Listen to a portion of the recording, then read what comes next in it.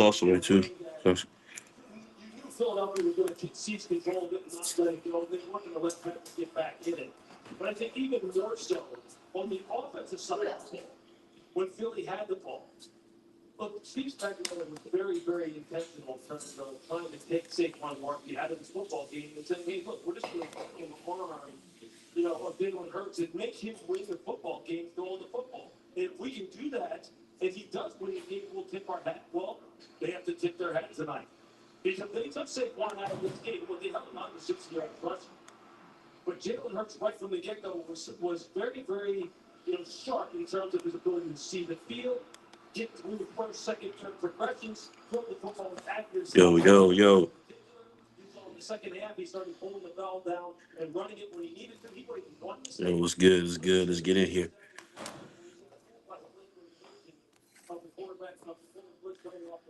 We got some news coming out of Dallas. Anthony Davis. Anthony Davis is out indefinitely. And I think we got a little bit more about his injury. Some updates going on with this injury. Um, Looks like it's a groin injury. Jay, you can hear that. Um, he has a groin injury. Yeah. What's good? What's good, Sam? We got Anthony Davis who is out, man. He's out indefinitely with a groin injury. I knew it yesterday. It was a non-contact injury, and when he started grabbing his leg, I knew exactly what it was. Had a groin injury before. Um, this is what doesn't make sense about this trade. Um, you give away Luka Dončić, who is already injury prone, and your franchise player for Anthony Davis, who is also injury prone. But Anthony Davis doesn't make any sense. I and a lot of the fans um, in Dallas are upset with the organization. Nico Harrison, who really was just probably doing what he had, what he was told to do. I don't think they wanted to give Luca that max contract at the end of the season. So he tried to use that as an excuse also. Nico said that, he had been hearing rumors or it was just a feeling that Luca wouldn't sign. And that doesn't even make any sense either because why wouldn't Luca sign that max deal? Why wouldn't Luca sign that max deal? I don't think Luca would have left. So to trade him for Anthony Davis, that seemed like and Max Chrissy, that seemed like highway robbery. They could have got way more from the Lakers just for those two people. Anthony Davis is 31 years old, and like I said, if you go look throughout his career, he has a history of injuries. If you come in and hit the like button, we just got news that Anthony Davis will be out indefinitely. Okay, Luca's supposed to be returning tomorrow against the Utah Jazz, but Anthony Davis is out indefinitely. If I'm a Dallas Maverick fan, I'm pissed because if you go back to the days of Anthony Davis being in the Pelicans, he's always been injured. Shoulder injury, knee injury, ankle injury. You said Adam Silver, undercover GM for the Lakers, pulled that trade off. I agree. I don't see how you make that type of trade, man. But like I said, I said yesterday on the live that this was definitely done for ratings because the NBA has a new contract deal that's coming up 1 month. 1 month in. Oh wow! So Anthony Davis is going to be out for a month. Dallas got to be kicking themselves in the butt right there, man. A whole month. That changed the trajectory of everything. Yeah, they and Dallas didn't even need a big. That's the thing. Okay, so it's out a month. Okay, but Dallas didn't even need bigs. They got two bigs, man, on the team. So they didn't even need to trade for a big. So trading Anthony Davis doesn't make sense. Yeah, I know Anthony Davis wanted to get back to his position of playing a power forward, and he wanted to play alongside of a center because in 2020, that's kind of how they won the championship by having JaVale McGee and having Dwight Howard on the team, and he was able to play his natural position. First round pick for Luca, not even a second. Not even, yeah, that's what I'm saying, man. That's what I'm saying, man. This is one of the most shystiest trades that I've ever seen in NBA history. I've never seen anything like that. But once, yeah, yes, the NBA ratings are down 40%. That's what I was going to get into. NBA ratings were down 48%.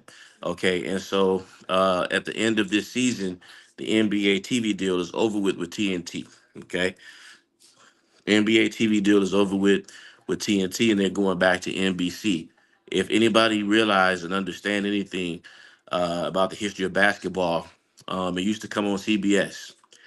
Okay, and back that was back in the Larry Bird and Magic Johnson days when David Stern built the rivalry between Larry Bird and Magic Johnson. So after those days of Larry Bird and Magic Johnson, we had the Bad Boy Pistons sprinkled somewhere in the late '80s in the middle of it. Okay, and then after that, the Bad Boy Pistons do a back-to-back championship, and then the NBA ended up with another TV deal. That TV deal was supposed to be with NBC, and that was in the Jordan years. Yeah, y'all scammed the Mavs, man. Y'all scammed them. That's that's crazy. This is what we're talking about. When David Stern, the NBA, signed the new TV deal that was with NBC, and who was rising at that time? My player, my player all time, Michael Jeffrey Jordan. So if you remember back in the day, all the games on the weekends came on NBC. Came on NBC. All the Michael Jordan, the Bulls played almost every weekend. Okay, and then the TV ratings were up. Okay, I think Michael has the highest watched game in 1998 in the NBA Finals. Millions and millions and millions of people watched it, and it hasn't been that record hasn't been broken since then. So as he said, they need a player like Jordan. As you're correct, but there's never going to be a player like Kobe or Jordan ever again.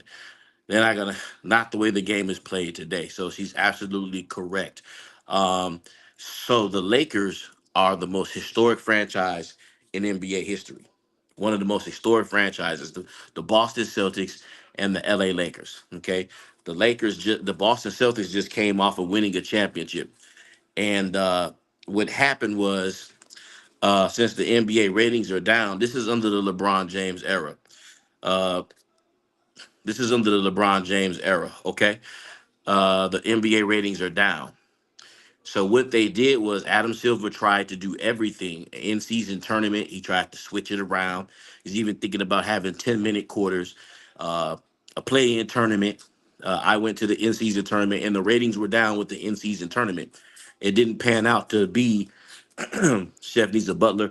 Yeah, the end season tournament didn't work. They thought the end season tournament would be something that would boost the interest of viewers because we lost a lot of our old viewers. Okay, the NBA lost a lot of its old viewers specifically because of the fact that the product of the game isn't the same anymore. The product of the game, I just can't see a time where the Pistons were good. They were good. They had a back to back. Isaiah Thomas did get two championships back in I think 1988, 89. I think they knocked out the Lakers or something like that, knocked out Bird and the Celtics. So, uh, yeah, they were good. They were definitely good. But the problem with the Bad Boy Pistons basketball was the simple fact that it was street ball. They were allowed to get real physical with you, rough you up, knock you down. If you go back to the Jordan rules, Isaiah Thomas said they would make him go left, and every time he would go left, they would send him left. But when he would go left, he could knock Mike out the air. Mike get knocked out the air, get knocked on his ass, knocked on his butt, and that wasn't basketball. So when they switched over to, I like college too. When they switched over to NBC, the rules changed, and they really didn't want. They still wanted physical basketball, but they didn't want that brand of basketball. So therefore, Michael was going to take over anyway. They were able to promote the Chicago Bulls 91, 92, 93. And then Michael has to go into retirement, and then he comes back 96, 97, 98, along with the little laps he had when he played. They got eliminated in the first round to boost the NBA ratings back up. This in-season tournament was trash. Oh, it was terrible. The in-season tournament was absolutely trash. So coming in, make sure you hit the like button. Yeah, I attended it the whole weekend, and I must say, especially since Las Vegas doesn't have a home team, it was pretty boring. Okay, because you had the Milwaukee Bucks and you had the Atlanta Hawks, and no one was really like cheering for the team. You know what I'm saying? It was like empty silence in the auditorium in the arena, T-Mobile Arena. So you know. That's his idea. The All Star game, which is coming up this week. Okay, the All Star game is trash also too. Okay, so they lost ratings on the All Star game. They lost ratings on the dunk contest is trash. They had to get a G League player, and Matt McClung, right, to come in and save the dunk contest because the NBA stars they don't even want to participate in the dunk contest anymore. I'm gonna say it again. The NBA stars, like back in the day, you had Kobe, Michael, Scottie Pippen, uh, all these, Spud with all these Dominique Wilkins, all these people, Vince Carter, and nowadays you can't even get the NBA stars to actually participate in the dunk contest. So the dunk contest is trash, and the highlight of the All Star weekend is simply the 3-point contest. Okay, that's the highlight of the All Star weekend. And as far as the competitiveness of the All Star game, it's out the window. Last year they were just glorified going up and down, shooting the ball, dunking it, everybody getting out the way. This is All Star weekend. So yeah, this is all about ratings. So the product of the NBA isn't the same anymore. Product of the NBA isn't the same anymore. So with that being said, they have to shake the NBA up. NBA had to be shaken up, and they smartly did it right around the time of the NFL Super Bowl.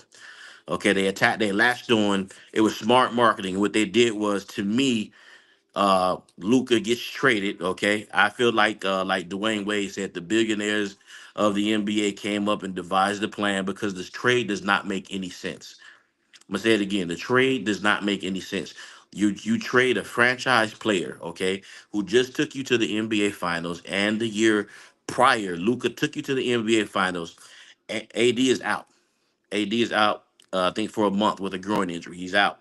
He got injured yesterday in a non contact injury, but everybody already knows that AD has had this groin injury for some time. Okay, he's been playing well, and he has been, for the last beginning of the season, he's going to miss 6 weeks. That's a lot of time. That's a lot of time. That can hurt them. That can push them out that can make them miss the playoffs. Okay, because you have Houston that's playing good basketball. That they did beat Houston, but they had AD in the first half. You have Memphis. You have the Clippers. So you have, there's a lot of talent. The Trailblazers are playing better. The NBA deadline really sucked the life out of the whole Super Bowl. Yeah, it did. It did. That was smart marketing. They attached themselves there. And do I think AD is mad? Oh, the AD has to be frustrated. I mean, his body hasn't. But that's what I'm saying.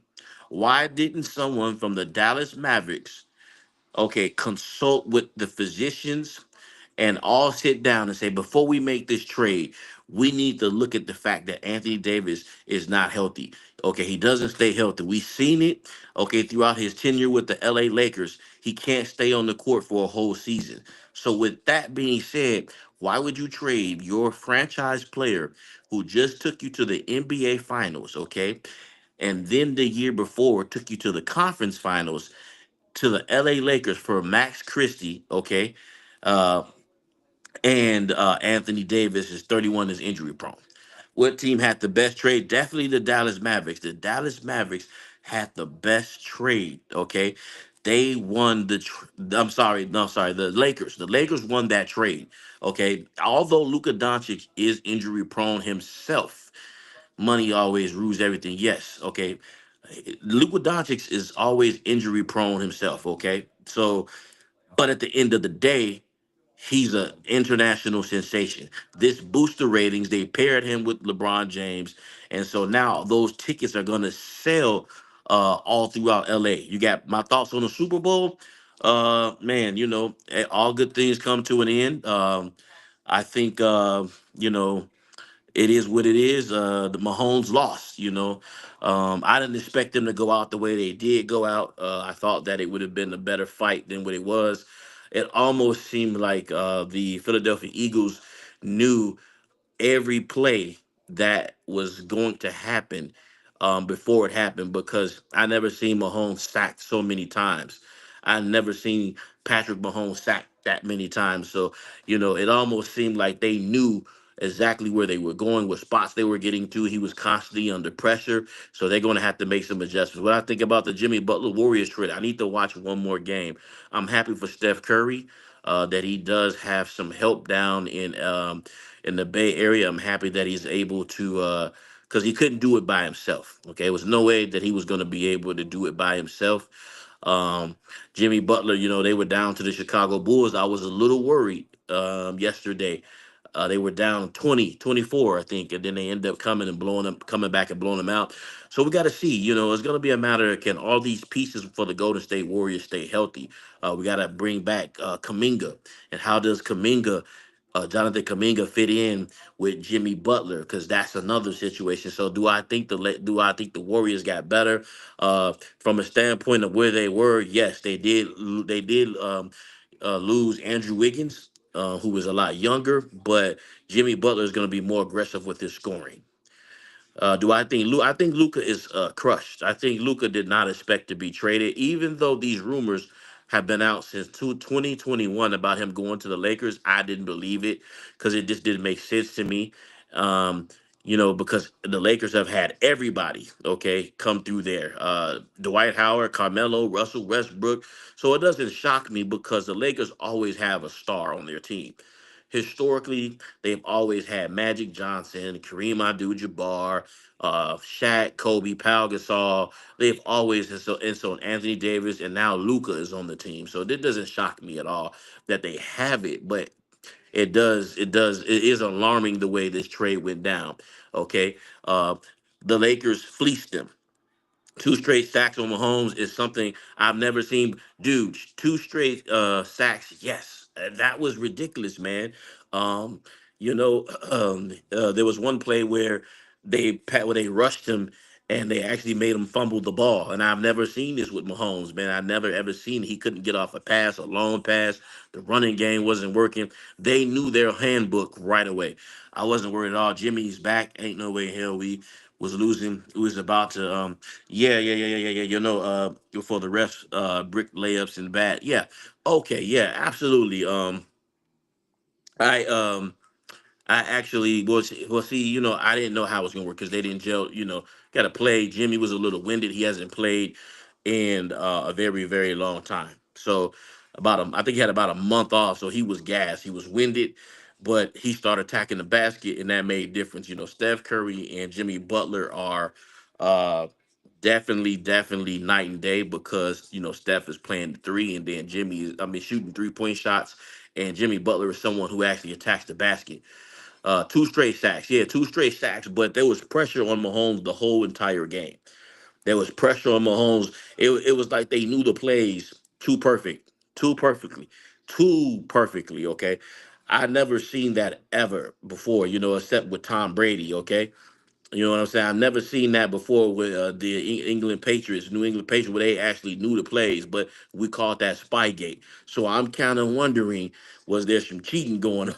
You know what I'm saying? Because, man, Dennis Schroeder being on 4 teams in 24 hours, man, I feel bad for Dennis, man, because Dennis was actually playing good. Um, Dennis was actually playing good in the beginning of the season. Okay, but when he was with the Nets, he was playing really good. And then we needed a point guard to give Steph Curry some relief. And you know what? To be honest with you, I still like him over Pods.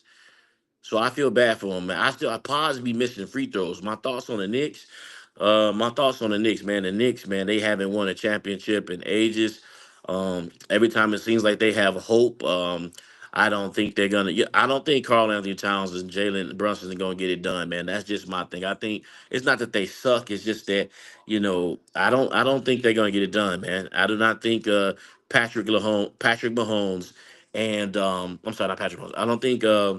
I don't think Jalen Brunson is going to get it done, man. They got a team.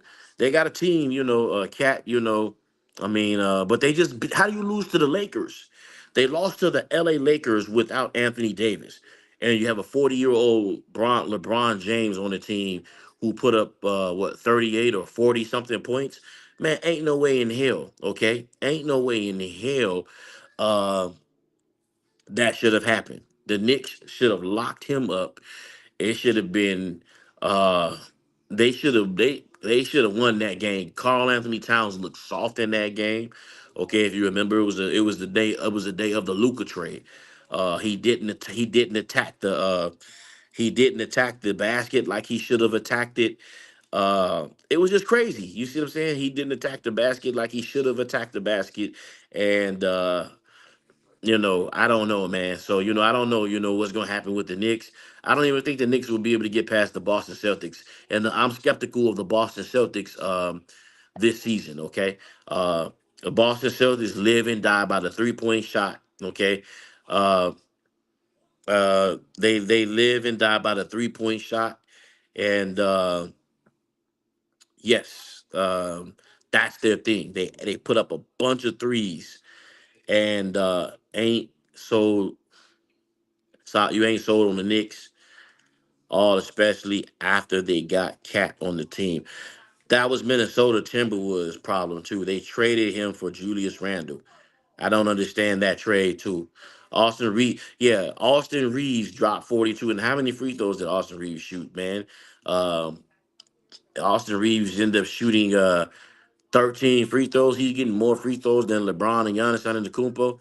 Um, Celtics versus the Cavs, Eastern Conference Finals. Book it. So far, the Cavs have been getting dominated by the Boston Celtics. I know they did make a trade, got rid of Karis LeVert. So I don't know how that's going to work out. They got a defender on their team. I hope that's not I would rather see Milwaukee versus the Boston Celtics in the Western Conference Final, and they end up picking up Kyle Kuzma. Okay, they picked up Kyle Kuzma, and because Chris Middleton is hurt, I don't know how that's going to work out either. Having Kyle Kuzma on your team, so I think the Bucks are going to be another first or second round exit. And Giannis Antetokounmpo is injured now, so um, good luck with that. So yeah, it's going to be Boston Celtics definitely going to be in the finals, but are they going to win the championship? No, they shoot too many threes. My original prediction before the season started was the Oklahoma City Thunder winning the NBA championship this year. I thought the Oklahoma City Thunder would win the championship. Make sure you hit the like button too if you're coming in. Uh, Raw Sports TV 23. If you want to send a super thanks, you can. If you want to send a cash app, you can at Raw Sports TV 23. But yes, my original prediction was that the Oklahoma City Thunder would win the championship. Okay.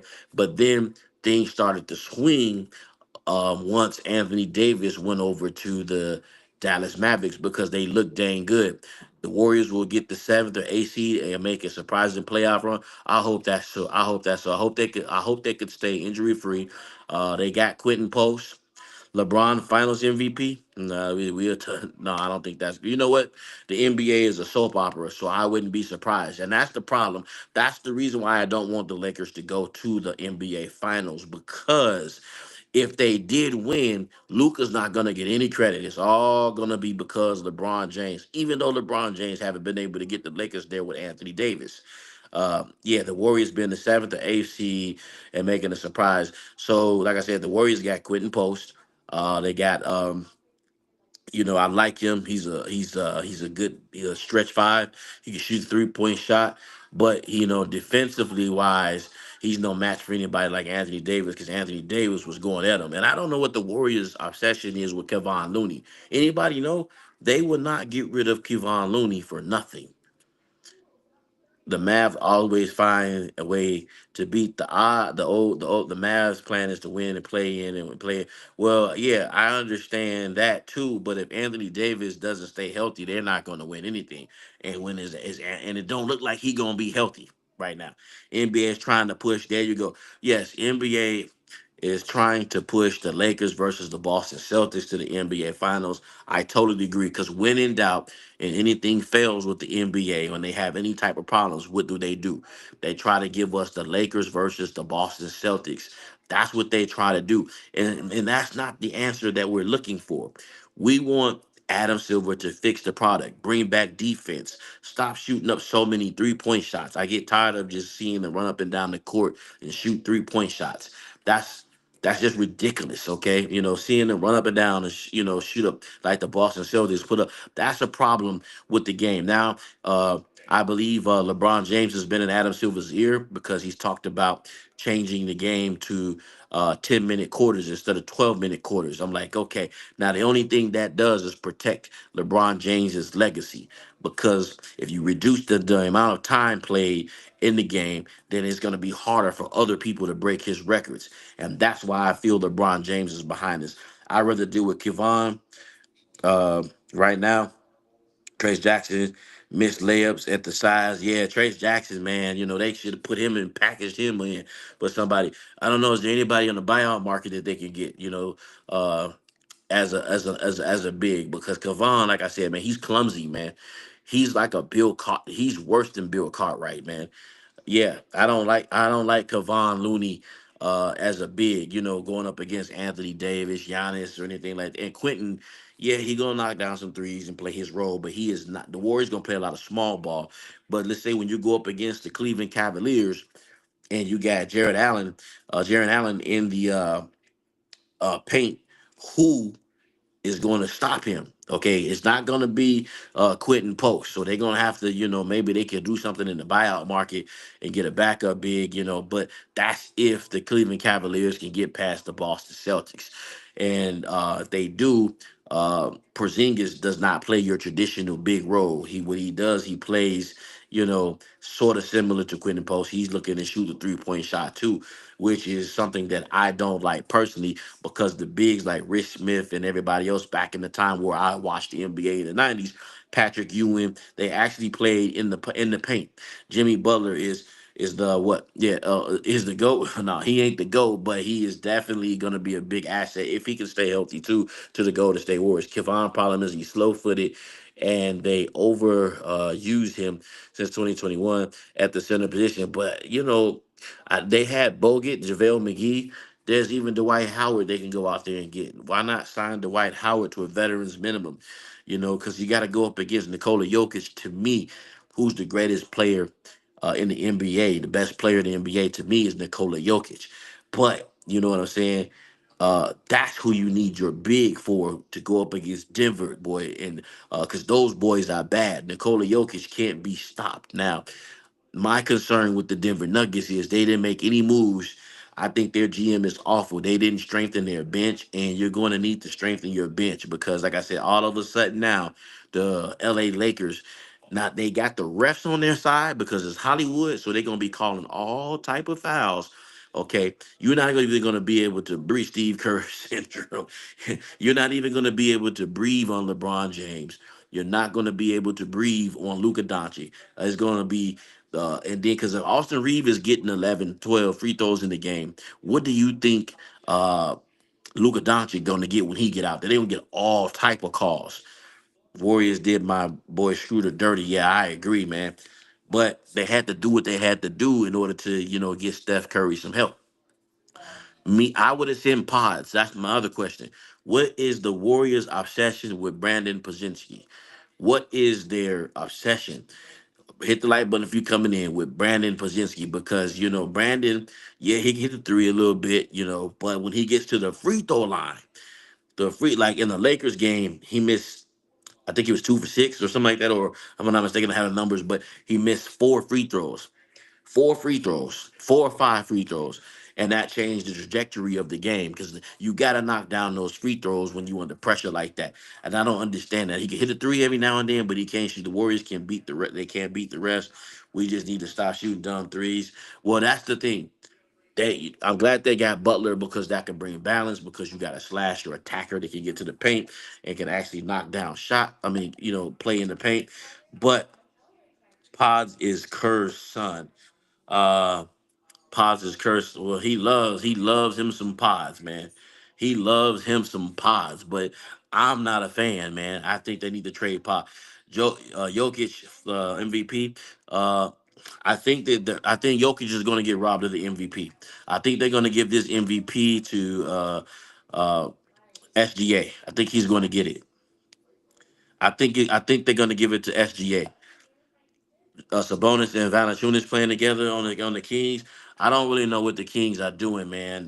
That whole trade shocked me, getting rid of De'Aaron Fox, and then they said that what's his name, Zach and DeMar DeRozan couldn't work together, and now they're paired back together, and they got Malik Monk running the point. Um, so I guess we got to see how that works. But Sacramento's a small market. I don't really think that they're going to make any noise. DeMar DeRozan once again is probably going to freeze up when it comes down because now you're going to be looking to put the ball in his hand to make those big clutch shots. I like SGA is the MVP. I personally think Nikola Jokic could get it because look at what he's doing. What Nikola Jokic is doing is special. Bron might get the MVP. Nah, Bron's not getting no MVP. That would be if Bron got the MVP. I'm suing the NBA. SGA deserves the MVP this season. I felt SGA got robbed last season. Yeah, all about Nikola Jokic. And yeah, he probably should have got it last season. So they're probably gonna make up for it and give it to him this season. But the ironic thing about it is Nikola Jokic is actually playing very good basketball right now. Nikola Jokic is playing very good basketball now. You think the Warriors are going to make the playoffs? The Warriors have missed the playoffs in the what the last. When was the last time the Warriors made the playoffs? It's been about three seasons now. They have to make the playoffs because that's another thing. Uh, Embiid, raw. Yeah, Embiid is trash, man. We'll get to that too. He's gonna need surgery. Let's touch on that in a second. But yeah, hopefully the Warriors do make the playoffs because the Golden State Warriors have a very large fan base, and when you don't have the Golden State Warriors in the playoffs, that takes away from your bottom line either, and that's another reason why the ratings go down. Trust me, there are probably more Golden State Warrior fans than there are Sacramento Kings fans. And more Steph Curry fans. Steph Curry is one of the most popular players in the NBA. I think at number two. LeBron James is at number one, which I don't understand why, when it comes down to popularity. 2023 was the last time they made the playoffs. So yeah, 2023 was the last time they made the playoffs. Good Lord. So yeah, so they need to do something right now. The Mavs in the play-in. Listen, man, look, that trade with Luka Dončić, that was the worst thing that I've ever seen, ever in my life. AD finna be out for a month, baby, 6 weeks, something like that, or a little bit longer, month and a half, or something like that. Anthony Davis is first game, first game. He come out and he didn't get like nobody ran over him. He didn't trip or anything like that. Didn't sprain an ankle, a non-contact injury. Can you believe that he went down in a non-contact injury? How do you go down in a non-contact injury? Well, we know he's had a growing issue for some time now, but in your first game, so he didn't even get to the second game. That's what I'm saying. How is AD hurt already? You are correct. He didn't even get to the second game. Yeah, exactly. How he didn't even make it to the second game. And I said that. I said, how does the Dallas Mavericks organization make a stupid trade like that and go trade Luca for Anthony Davis? Have y'all not seen that Anthony Davis is always injured? They call him street clothes for a reason. 42 points. Yeah, he did that, but yeah, he ain't available right now. He ain't. I don't know what's wrong. He's really a two guard in a big man's body, and he don't like physicality. And he is, like I said, he's always hurt. And I would hate for him, the Dallas Mavericks, to make the playoffs. They get in the position where they're doing good, and all of a sudden, AD checks out. They were doing pretty well. Well, yeah, but see, if the Dallas Mavericks don't win now, it's over. They got a 2-year window to win the championship. All right, good night, good night. Yeah, good night, good night. Yes, they got 2 years. They got a 2 year. Vegas gave the phone call for him to turn that injury on. Or you know what, that might have been the script from the beginning because he is signed to clutch. LeBron probably told him, "Hey, yo, hey, go over there, man, and hey, you stay." Because you telling me LeBron did not know about that trade? Uh, Brian Windhorst reported that uh, LeBron James always dreamed of playing with Anthony Davis. He had been recruiting Anthony Davis for some time before he signed to Jordan's brand deal. Luca Bay, 120 million. AD always damaged. Anthony Davis is always damaged. So you're saying that you said that the Mavericks aren't winning. Um, I if Anthony Davis doesn't stay healthy, they're definitely not going to win. If Anthony Davis does not stay healthy, they're definitely not going to win. Now, with that being said, if he is and he can find a way to be healthy, then they can win. You quit betting on the NBA. Yeah, you can't bet on the NBA. The Cavs winning it all, oh, that's not gonna happen. LeBron winning games. The Cavs, you know what? I would love to see something like that. Them winning without LeBron, that would just really be something that I would laugh at. But could you imagine having the Cleveland Cavaliers in the NBA Finals? How low the ratings would be. Bron is worth 2 billion. Owners are worth 200 billion. It's levels they don't tell you. They don't have to tell Bron everything. Stop it. Okay. Okay. Here's why I say stop it. So who is the coach of the LA Lakers right now? Who's the coach of LA Lakers right now? JJ Redick, right? Okay. Who had a podcast with JJ Redick? LeBron James. Who drafted LeBronny James as the 55th pick, okay, in the NBA draft? The LA Lakers. Okay. Every coach that had the Lakers had, LeBron had something to do with it, okay? The who wanted Anthony Davis? LeBron James. So you trying to tell me that and that LeBron didn't know anything about this? I don't believe it. They've been LA can't beat Denver. They can't beat Denver. Also, that's something else we got to talk about. The trade got rescinded. The Mark Williams trade got rescinded because he failed his physical. The LA Lakers trade for Mark Williams got rescinded. He failed it, so they don't have a bid. They got to rely on Jack Hayes is their guy. That's their center right there. So yes, he's not going to be able to stop Nikola Jokic. Oh, he's going to get cooked. JJ didn't know. You said JJ didn't know, but here's the thing. That's what they tell you. Brian fired Darvin Ham. There you go. Lakers versus Cavs finals. If it be the Lakers versus the Cavs in the finals, I'm gonna go crazy. If the Lakers versus the Cavs, I'm not watching the LA Lakers versus the Cleveland Cavaliers because already then you know who's going to win the championship. So that's going to be some bull crap right there. I'm not watching that. AD was sneak hating on LeBron. How was he sneak hating on LeBron? I don't think 80 was hating on LeBron. I don't think 80 no, I don't believe that. I don't believe that. LeBron knew about that. LeBron knew about that. Lakers not going to be in the finals. If the Lakers are not going to be in the finals, I'm not an LA fan. Then that means that everything else has failed, brother. Do you believe that the Lakers put together or the NBA with the most lopsided trade in NBA history with Luka Dončić and AD put this team together for them not to go to the finals? If they don't go to the finals this year, they're definitely going to go to the finals next year.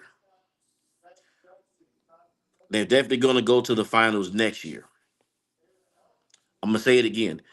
They're going to try to push it. They definitely want to have Boston versus the LA Lakers. Now, here is the problem. We have another problem with this whole trade with Luka Doncic. Here's the flip coin of it. He's injury prone also.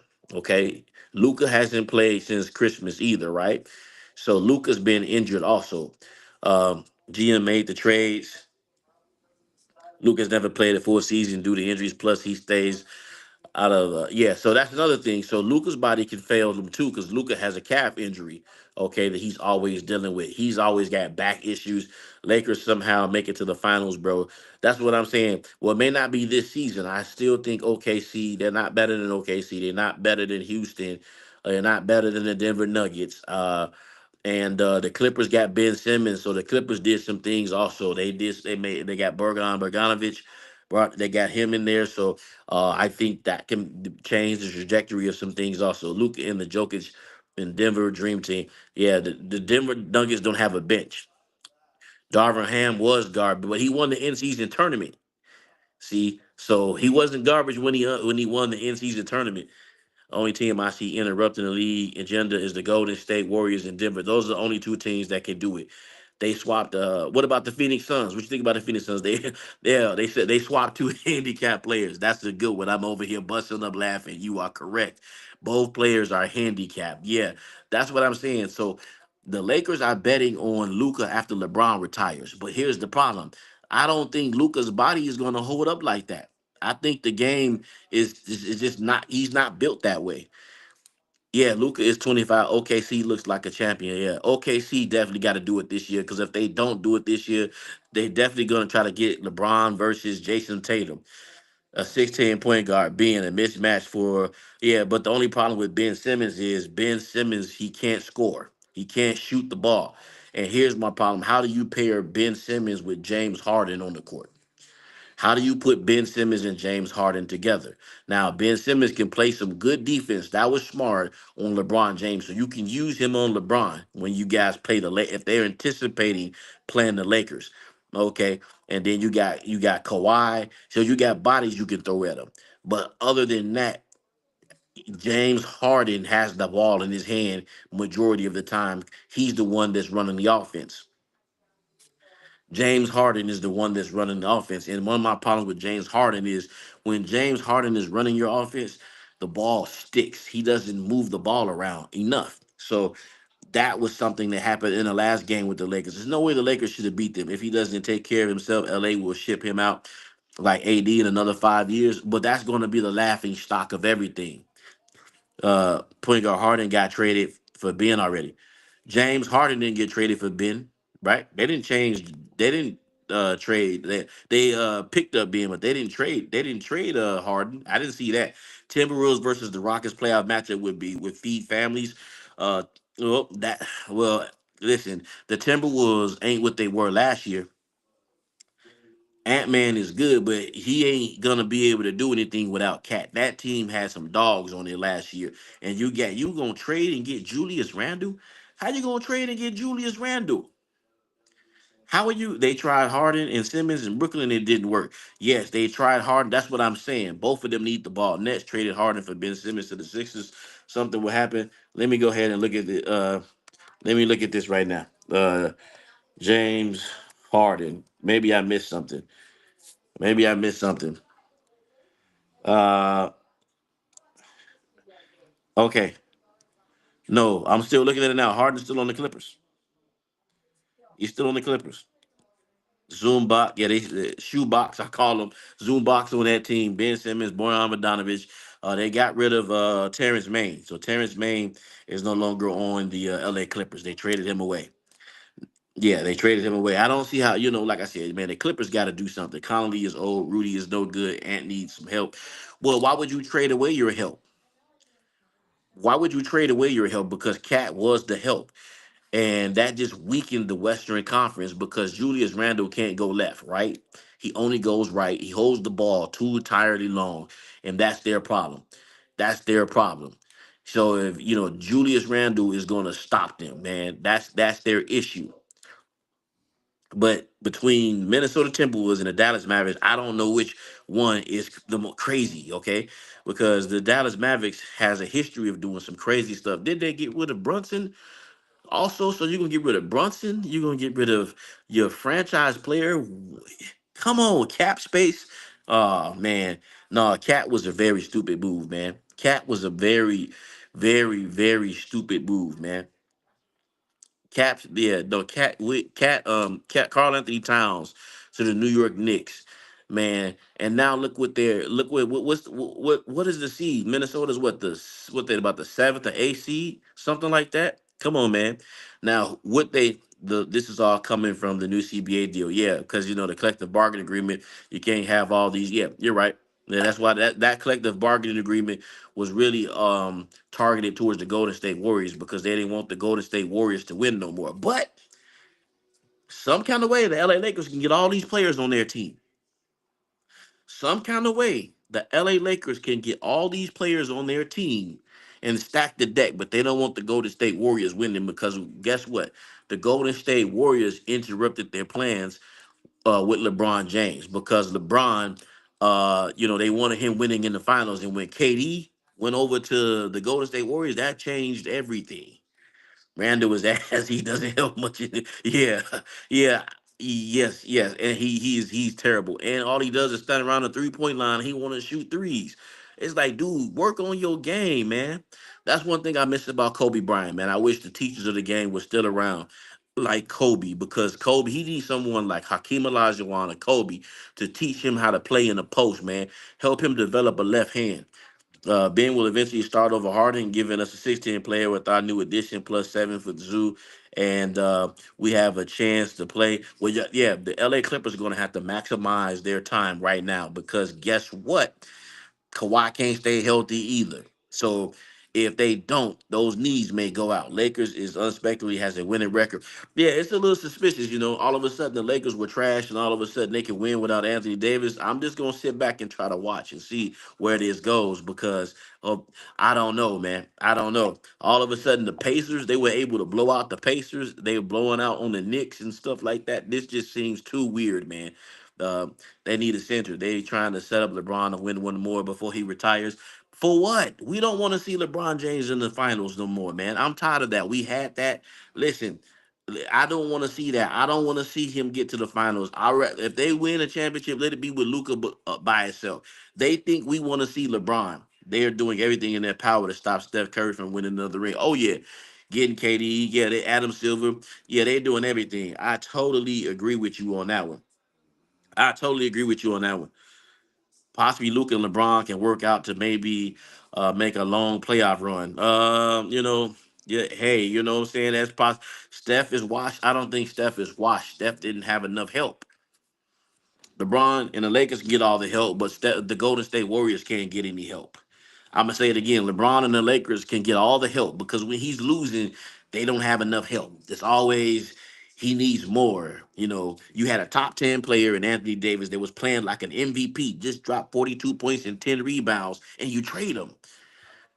uh LeBron wins the ring, it should not be taken into go because it's ain't oh yeah. Oh, if he does win the ring, listen, I still you can't compare him to Michael Jordan because look, Bron fans get always bring up Scottie Pippen, but Scottie Pippen was drafted by the Chicago Bulls, and Scottie Pippen developed into a player. This man is going out here, he's out for about six.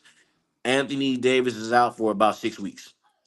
Anthony Davis is out for about 6 weeks, a month or 6 weeks, out indefinitely. Anthony Davis is out indefinitely. He has a groin injury, and he was already injured when he was in LA. Anthony Davis was already dealing with this when he was in LA, and they still traded for him. Indefinitely. It said it could be a month. LeBron plus Luca equals three players playing. LA knew something. Well, we could say the same thing about Dallas. Dallas knew something too. Anthony Davis is gonna be out for some time.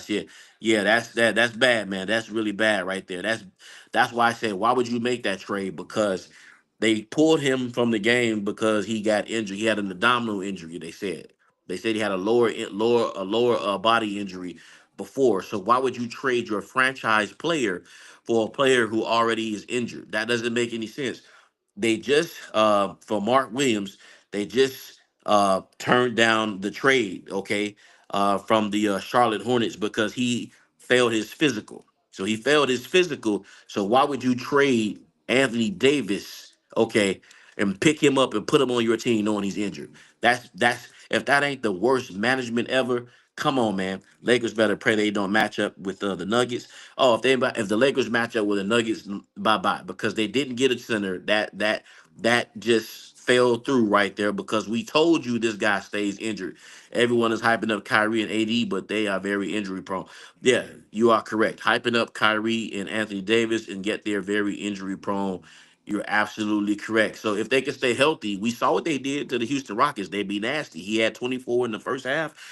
He's a top 10, top five player in the NBA when he's healthy. Both of the owners knew something, getting them off their books. Mm, Well, I think it's like I said. I think it's like the guy said. Listen, the ratings are down. They were down 48%. The Super Bowl kicked their butt again, and they got the new collective bargain. I'm sorry, they got the new deal with NBC. Okay, coming up next year, where the games are going to be advertised on NBC. So what do they have to do? They got to deliver a better product, right? And so they're not really delivering a better product. They just want to put the Lakers and they want to put the Boston Celtics in the finals. So you have Luka Doncic on your team, and you'll be going up against Jason Tatum. Uh, and they'll have like Boston this rivalry again between the Boston Celtics and the LA Lakers. That's what's gonna happen. Uh, yeah, y'all, yeah, Jokic about to eat. Hey, oh yeah, he gonna be in foul trouble. Oh yeah, you guys are gonna be small against the Lakers. I mean, against the Nuggets. You guys are going to be small against the Nuggets. Absolutely, will be small against them. So that's going to be interesting to see how Hayes is going to be able to guard him. Now, what the Lakers can do is in the offseason, they can go out and make a deal in the offseason and try to bring a big in for next season. And that's what's going to be able to happen because it's too late to do it now unless they pick up somebody in the buyout. He said AD left early unless Hayes step up his game. Well, listen, but yeah, Hayes is good, but who is gonna stop Nikola Jokic? If Anthony Davis couldn't stop Nikola Jokic, I do not expect Hayes to do it. He gonna pick up two quick fouls, three, he gonna be in foul trouble. Who gonna guard him then? Because the other guys don't got any. Please don't tell me Hachimura.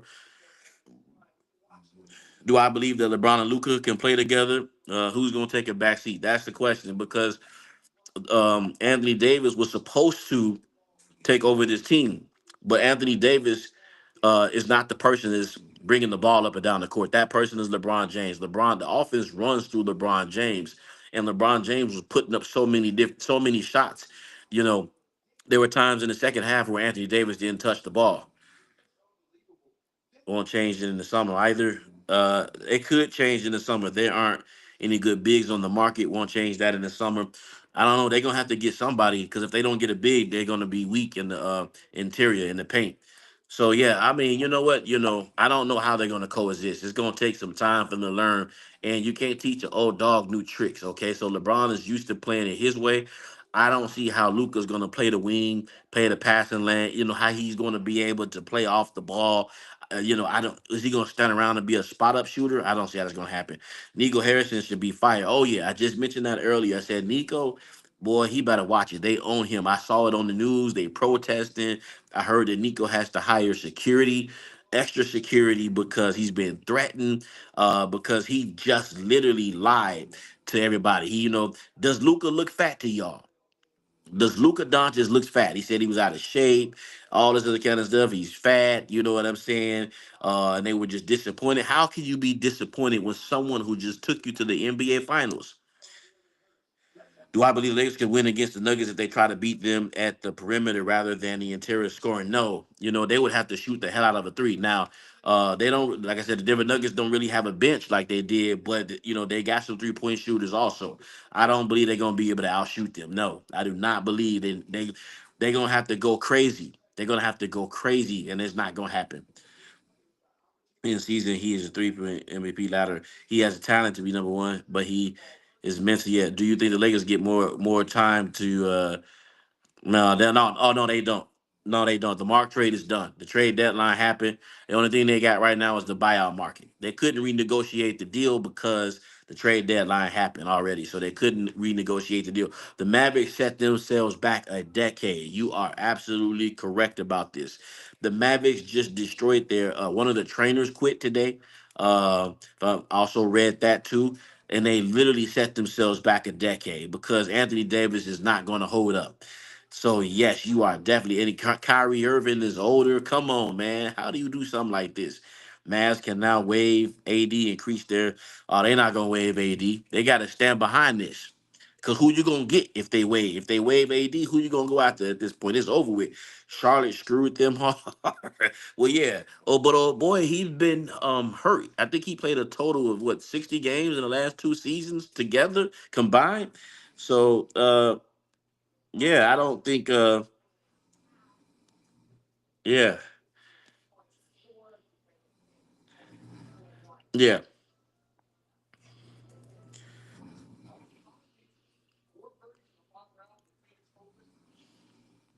It says the Lakers don't have any damn defense interior. I'm gonna say it again. The Lakers do not have any defense interior. They don't have what defense? What defense? What defense do the Lakers have in the interior? Please tell me what defense do the Lakers have in the interior? What center could they go? The Lakers could go for. There's no good big men out there. Yeah, I don't know any big men that they can go after right now. That's actually going to be available next year. But they're gonna have to. But you know, it's the Lakers, man. If they just pulled off the Luca trade, they just pulled off a robbery. They gonna find something. Trust me, they're gonna find something. Lakers off season are scary. A lot of free agents, money, assets.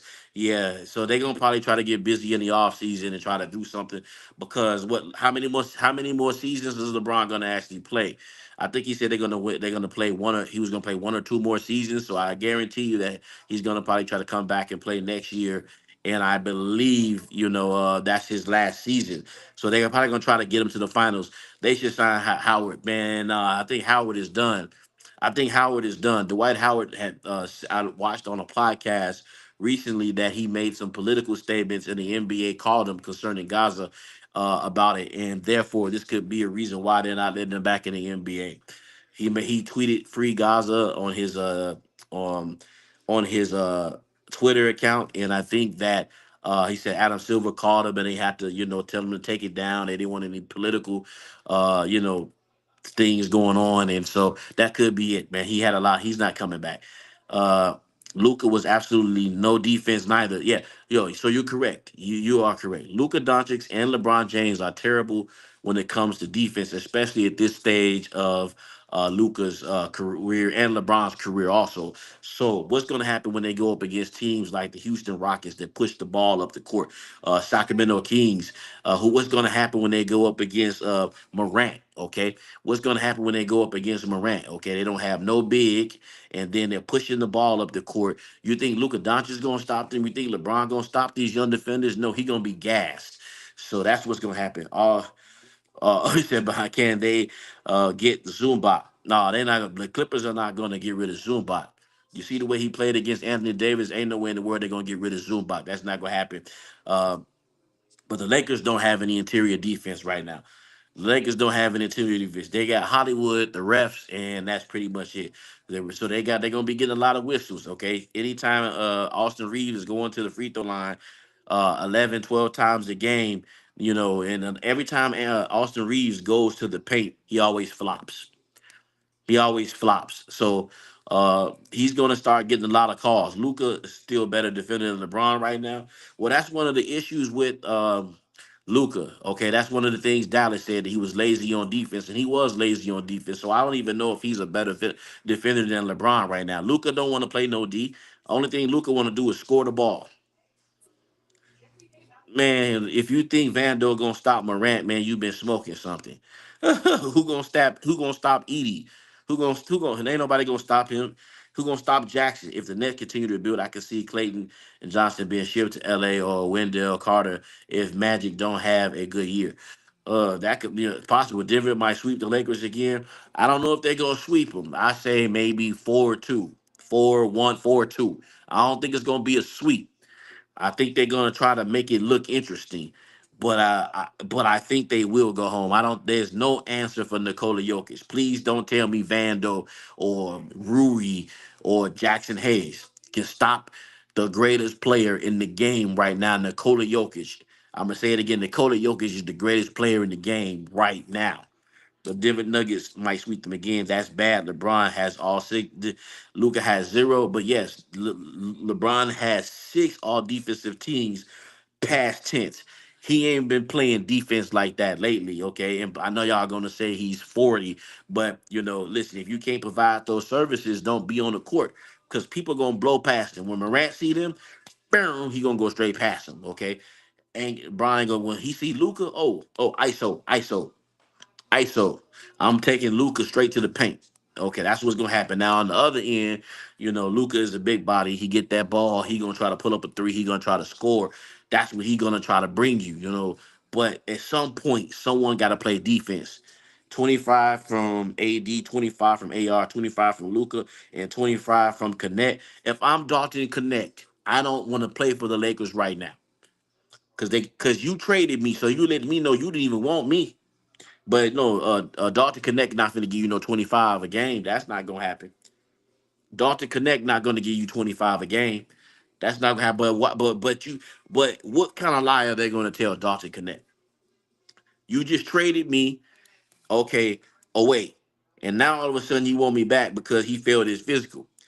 So you hurt my mental right there. Right. Braun traded him. Nah, Braun, nah.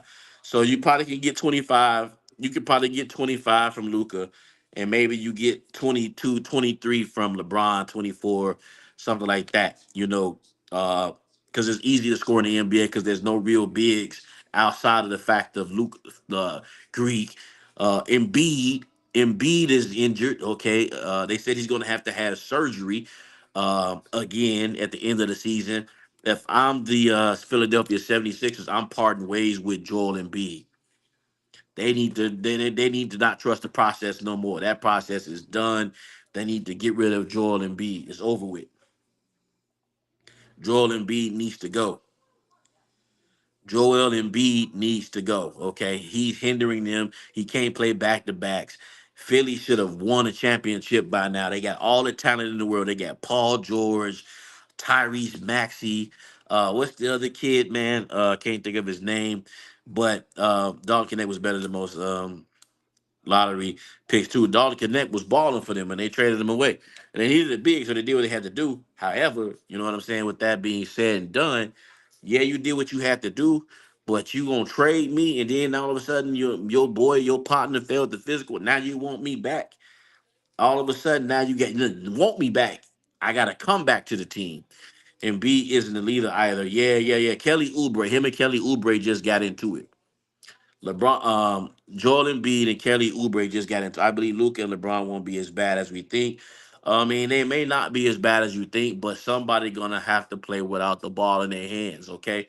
And that person is probably gonna be Luca, because I don't see LeBron taking the back seat to uh Luca, even though he said he will, just his ego is just not going. He not gonna get let him out. As long as he on that court, he not gonna let Luca outshine him. But when it comes to LOL, now the Sixers see what, yeah, Paul, yeah, PG Walk, yeah. Well, PG is injury prone too. Quincy, and he was already balling, so why I don't even understand why they got rid of him. Well, I do understand why they got rid of Quincy.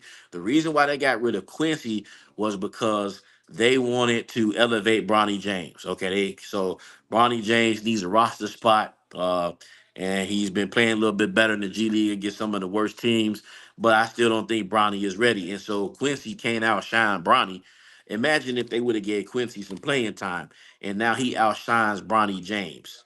That is gonna make Bronny look bad. Okay, so they sent him to they cut him. All right, he's in the G League now, and look who's on the team. Bronny, Luca off ball isn't good if he can't have the ball. I don't know if how he's gonna. That's what I'm thinking also. Because what happens when LeBron can be secondary ball handler? Okay, what happened with D'Angelo Russell? Russell Westbrook. Russell Westbrook need the ball in his hand to create. But what ended up happening was it didn't work out. And then now everything was all D'Angelo Russell's fault. And they ended up trading D'Angelo Russell, sending them away. And the same thing with Russell Westbrook, okay? Because all these players, what they got to do is stand around in the corner and wait for LeBron to pass it so they can shoot a three. Lakers basically gave their team to Luca. Austin didn't connect. Oh yeah, that's what they did. They got the yeah. Well, that's what they did. They were and they could have been sending a message to LeBron too that hey, we're prepared for you when you leave, because usually when LeBron leaves teams, most of those teams are high and dry. Well, now the Lakers won't be if they have Luca on the team if he's healthy. Kyrie and Luca were great together. I don't know. I think they had to learn. I don't know if they were just absolutely great, but they had to learn how to play together because there was a lot of ISO ball and it was a lot of your turn, my turn type of thing. And that they could do that. I hope Bron still stay till Bryce get in the league. I hope not either. I hope he don't, because I think it's time that we get a new storyline. Personally, I'm ready to see the Wimby. Wimby is one of my favorite players in the game right now. I want to see the De'Aaron Fox Wimby connection to see how that comes into maturity. I want to see how that happens. I would like to see SGA. I want to see all the young guys start to grind and start to come to the top. Ant Man, Jason Tatum finally got a ring. I want to see these players develop, and I don't want to see the same storyline about Bryson Bronny. LeBron must be a second ball handler, otherwise it ain't gonna work at all. LeBron can focus on saving his energy and be more active on the defense and focus on playmaking. Um, that's not gonna happen either because LeBron got to get his stats. LeBron got to get his stats. What I thought about the Super Bowl halftime show, somebody. I think the Super Bowl halftime show was great. Wemby is nice, so that's what I want to see. I want to see the NBA focus on uh, the future. San Antonio's coming in a few years. Yeah, so San Antonio is starting to, develop that team again. They, they right, true. This is about the youngins. Listen, man. Jordan passed. It was Magic, and then passed it on down to Jordan, and then Jordan ended up passing it on down to Kobe and Shaq. Or really Kobe, and then came LeBron. And so at this particular point, LeBron has done all he can do at this particular point. Listen, pass it on down, man. Move on out the way, and let Luca and these guys do their thing, man. It's gonna be all right. The youngest, Wembanyama, nice from three. I don't want Wemby shooting threes. He's 7 foot what one. I want him in the paint. I watched Dwight Howard on the show, and Dwight Howard said, "Listen, man, I want to see Wemby dunking the ball every single time. I want Wemby to get into the paint and play it inside." And then play out. Wemby standing around shooting one-legged threes and all. Do you understand? If Wemby gets into the paint, he can't be stopped. Period. So that's my thing with Victor Wembanyama. Go back to old school basketball. This is the reason why the ratings are down. Yeah, this is the reason why the ratings are down for situations like that because too many 3-point shots has been taken. A lot of the veterans who played the game before, like Dennis Rodman, has said stuff about it. Let me see who else. Shaq. A lot of different people said they didn't shoot too many threes. Yeah, 7 to 4 threes.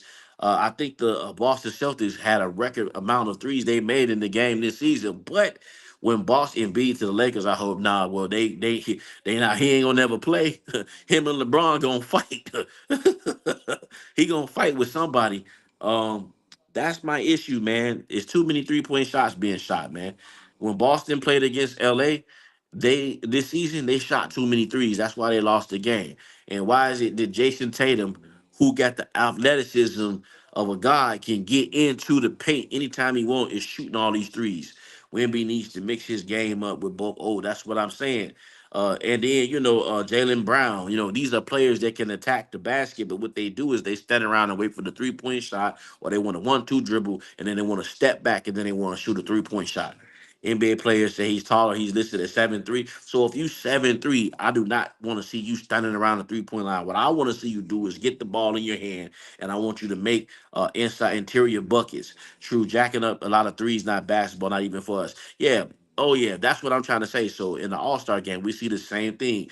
Like you run up and down the court, 3-point shot. Oh, you missed it. Like the Chicago Bulls and the Charlotte Hornets in that game, they missed a total of 75 3-point shots together, and they were just running down, shooting up threes, and then they missed. And then it's like, okay, I don't want to see that. I want you to dunk the ball. I want you to excite the game. Show me some strategy. Show me your skill. Get to the basket. If the 3-point shot open, then kick it out and shoot that baby. Jordan was a mid-range killer. Kobe and Wade were also. Jordan and Kobe, yeah, man. Wade kind of, yeah. You know, Jordan was a yeah. Kawhi is the mid-range killer. Kawhi is the last of the Mohicans when it comes down to having that type of game where he shoots a lot of mid-range shots. We don't get that no more. Uh, yeah, we don't get that anymore. We don't get that mid-range game. That's one thing I do appreciate about it when Kawhi is available. He will post you up. He will get to the paint. He will shoot that mid-range, and he'll take a three also. But he not selling it for that three. I think MJ said the reason why he didn't focus on the three because you got to sit around, wait for the ball, wait for somebody to kick it to you, and then shoot, and that takes away from his game of dunking and slashing and getting to the paint. They're trying to make it a European league now. Listen, man. I'm trying to hold on to watch the NBA. But if they do that, I'm gonna cancel my league pass. If they turn this into a European basketball league, they should be imitating us. We shouldn't be imitating them. We shouldn't be imitating them. They should be imitating us. But we are imitating them.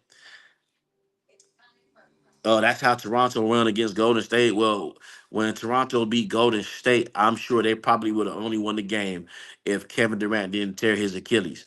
If Kevin Durant didn't tear his Achilles and Klay Thompson didn't have the injury to his knee, then they would not have won against the Golden State Warriors in 2019. That would have not happened. The Golden State Warriors would have won three back to back to back to back. Kawhi, KD, and Ky. Oh yeah, KD got a mid range, but Kawhi really has a mid range. The commissioner did. Yeah. Kawhi really has a mid range game. His game is great. AD could win for 35 again. Oh, AD was going against. They didn't have no answer for him. When AD is playing and he's healthy, and then he can play at his natural position, ain't nobody stopping him. But guess what? His own body is against him. And his own body fails him, and then he can't be out on the court because he stays injured.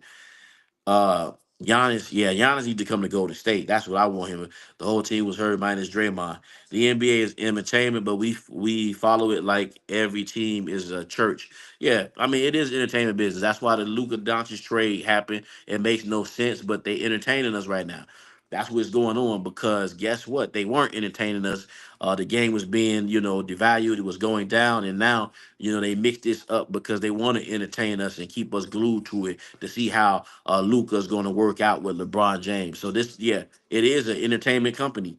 Why are we living through the players who worship the players, and the commissioner wanted a safer, smarter game, getting injured. The commissioner, I don't like Adam Silver. He destroyed the game to me. Adam Silver is destroying the game little bit by little bit. In season tournament, the play in tournament, which is terrible. Where it's like, those teams who should not be in the playoffs get a chance to compete, still and say, I'm like, listen, I don't want to look. If you didn't make it have a good regular season, you're not gonna win. I don't want to see you in the playoffs. Oh, Zoo is a monster. Ratings went up a lot, though. Well, we got to see how much they went up over the trade deadline. They probably did go up a lot. They already got Luca paraphernalia jerseys. They selling it in LA. AD plays too hard. No, I don't know what AD does. He just got one of them bodies, man. Anthony Davis just got one of them bodies like Derrick Rose. Y'all remember Derrick Rose? And remember how Derrick Rose just stayed injured? And I used to, I was so upset, man. Like, because we had our chance as a Chicago Bull, to actually win to go to the NBA Finals again, and outside of the Jordan days with Derrick Rose, and he goes up for a layup and he fails, and then the next season his body fails again. So I don't necessarily think that he's playing too hard. I just think that he's just one of those people that just play at injury prone, and he's injury prone at the worst times of the game. Steph changed the game and also ruined the game at the same time. Yeah, I guess I can kind of see that, because everybody had to catch up to Steph by shooting Red Rose was explosive those threes, and so they just ended up building teams that just shoot threes, and then that just all they do. But that was actually Steph's the way he dominated the game. You see what I'm saying? Uh, AD is gonna be out for he's out indefinitely. I'm hearing 6 weeks, but it says indefinitely with a growing too bouncy with a growing strain. He has a growing injury. Anybody know anything about a growing injury? You just don't overcome it. You gotta really rehab it.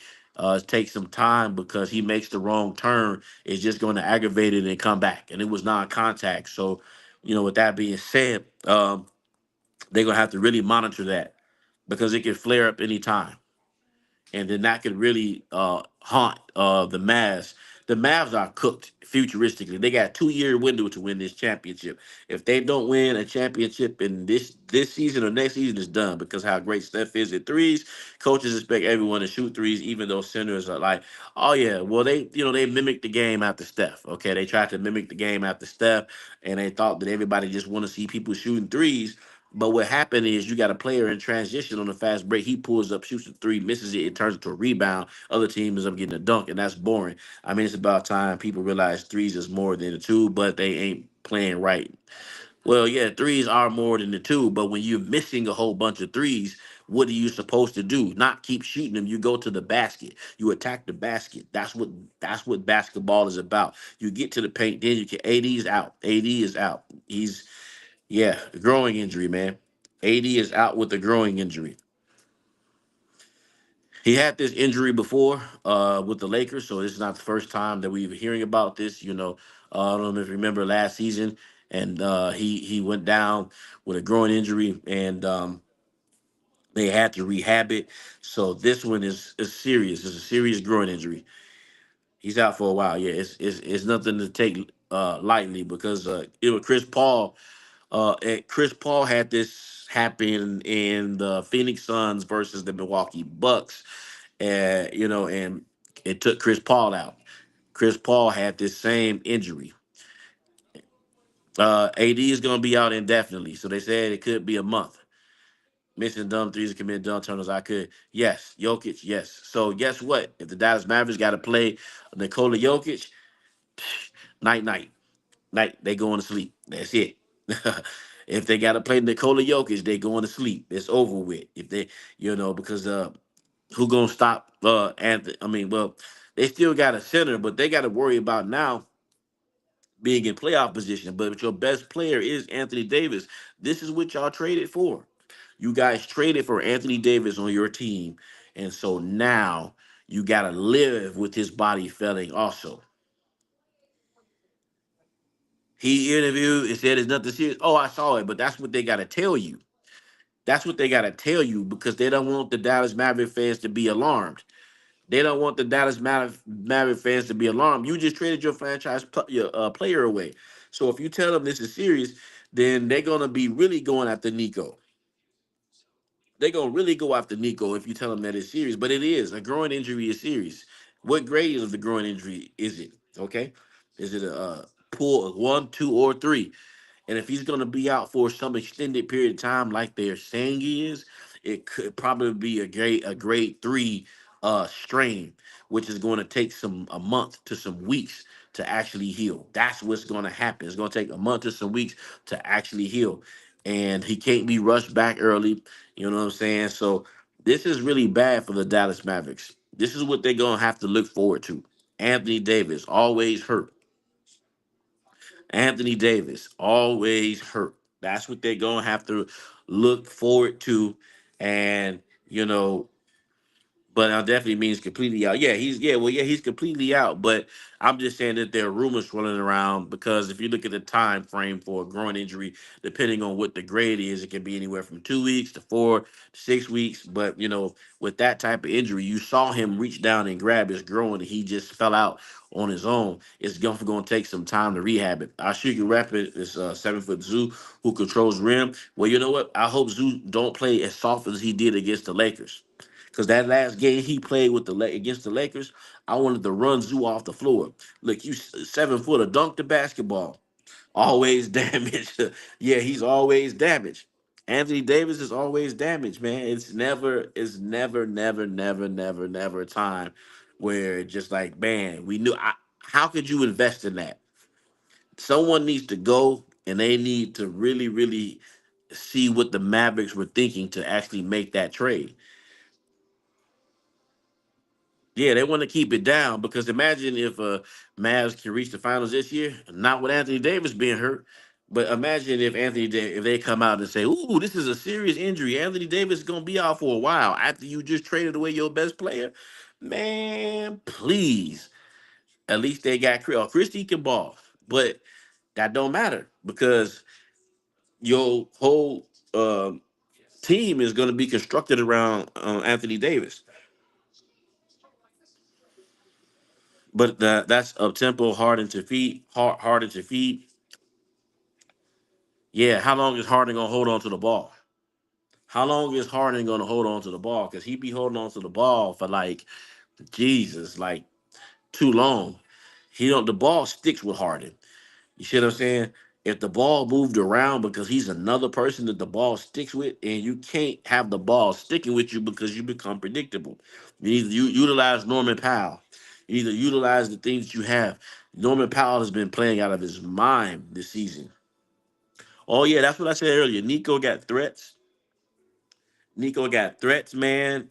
He can't go outside. He got private security hiring, being around him. He Nico's in trouble, man. Cause how do you explain? But it's the billionaires, man, that made that trade. I feel like he was just told what to do.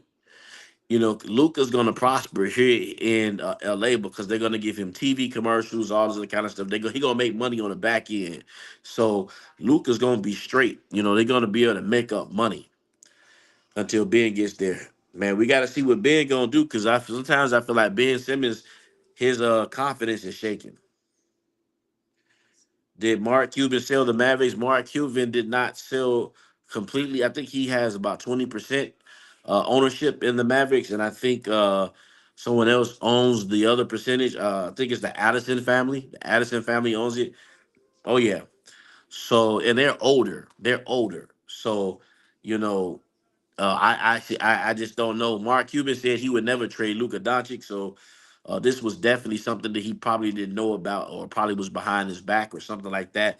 And I mean, or at least allegedly that he said he didn't know anything about it.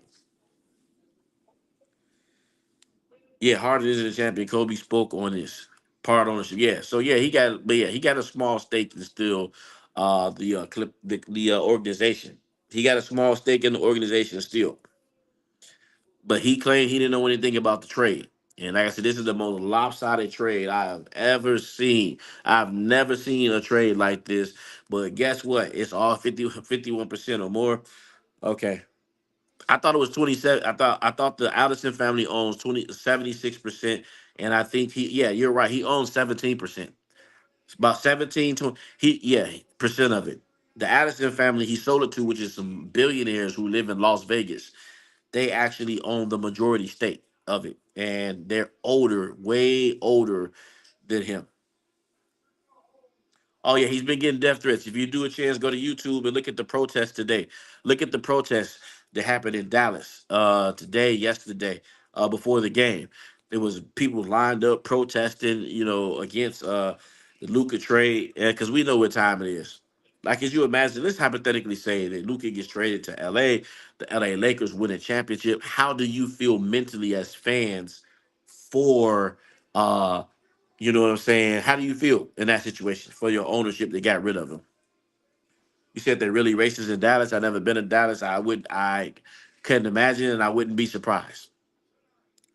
I would not be surprised about that because, like I said, I've never been, but man, I believe that, when people tell me that, I don't believe that they're. Addison owns the Sands in Las Vegas, the hotel. Yeah, he owns the hotel. So there you go, right there.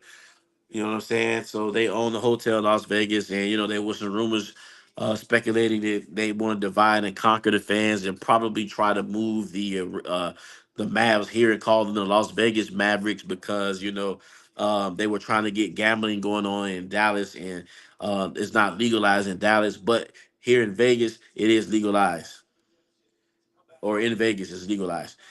They don't like black GMs and head coaches. It's a new interview on why he sold most of it. Yeah, I'm gonna watch it. Anybody watch the Kobe story? Kobe was on today. Anybody watch the Kobe story? I watched the Kobe story, phenomenal documentary. The Mama Mentality was on CNN. I think this was the third episode today.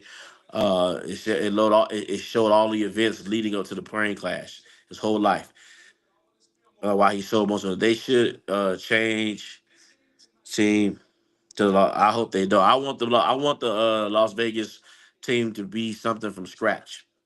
I want the Las Vegas team just to be. I don't want the Raiders like they did with the Raiders and everything. I don't want them moving and then just saying, "Okay, y'all the Las Vegas Mavericks." I don't want to see that. Mavs owner taking the team to either legalize gambling or move to Las Vegas. Yes, they said they want to legalize gambling, which that has a lot to do with the politicians and everything like that, swinging things in their favor.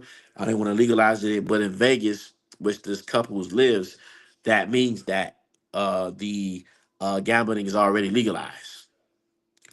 It's already legalized, so you don't have to legalize it. But they do want to bring a gambling city or slot machines and all that stuff to Dallas. That's what they want to do. I can't see them dragging Mavericks to the Dallas Las Vegas. Listen, I would be happy. I would love that because I'm ready for Las Vegas to have a team and bring back the Seattle SuperSonics. Bring back the Seattle SuperSonics. Those fans were some of the most loyal fans in the world, and they got rid of the Seattle SuperSonics. I love the Seattle SuperSonics. Gary Payton, Sean Kemp, Dudley Shrimp. But they got rid of them. That was one of my favorite teams. Watching the Rain Man dunk on Saturday mornings. That was one of my favorite teams. Now we don't have it. Are you tuning in tonight to the Lakers game? Oh yeah, I'm gonna definitely tune in to the Lakers game. I think Luca's gonna make his appearance. From what I know, I don't think anything has changed. That being said, Utah Jazz don't stand a match. So it's like I don't want to see a blowout, but I will be watching just to see what happens if Luca plays. And I think those games are on Spectrum if you have the Lakers out. It's not going to be televised because they're playing the Utah Jazz. It's not going to be on a network that you can just turn to like that. But yeah, Luca's supposed to return tomorrow. Luca's supposed to return. Luca might play Monday. Yeah, if he doesn't play Monday, then so he they want to bring him against a trash team, and so yeah, you let him get his run in against a trash team. Because that's exactly what it is, man. The Dallas, I'm sorry, the Utah Jazz ain't nothing. They ain't been nothing since Michael Jordan and the '98 Bulls. That was the last time the Utah Jazz was good, in my personal opinion, when they made it to the finals and they won a championship. So that's not happening these days. So therefore, you suck. Luke, they suck as a team. Period. Yeah, cancel Christmas on the on the Utah Jazz, man. It's gonna be hard to watch that game. I don't want to see no blowouts, but I am interested to see how Luca is gonna play. Uh, thank you, man. Thank you. Make sure y'all hit the like button, follow, subscribe. Uh, yeah, Jazz is mad. LA for talking for taking the draft picks to get Luca, man. Listen, man. Listen, like I said, it's the Lakers, man. And then I didn't know, but I knew, but I didn't have an idea of the magnitude of how large the Lakers fan base is because when they went to the T-Mobile Arena, I was standing outside and there were so many Lakers fans who traveled to Las Vegas just to watch the game, to be at the game, more than Golden State Warriors fans. Even Golden State Warriors fans are close by. Uh, I need to see a few more games. Steph Curry may not play. Steph Curry may not play tomorrow. They may hold him back because they got to play. Uh, the Bucks, and then they got a back to back, right? So we're not gonna really know until after All Star break. But I did like what I seen at the end of the third and fourth quarter with Jimmy Butler on the team. I did like to see how they overcame adversity and fought back and got back into the game, and they ended up winning the game, and they didn't give up. I did like seeing that. So I don't know how much it moves the needle. I'm hoping it would move the Golden State Warriors to the championship. He's top five if he's healthy. Yeah, I can't disagree. I'm hoping that the Golden State Warriors win. I hope Steph Curry. I believe personally that Steph Curry is deserved of one more ring to have five. And I'm hoping that the Golden State Warriors can get him one more ring. I hope they can get him one more ring just to top off his legacy with one more ring, have five rings. Oh yeah, no, he want to play for Golden State. Butler knows that he can't. He gonna be out the league, so he can't just keep pulling these stunts, or they gonna put him out the league. He'll be over there playing with Dwight Howard.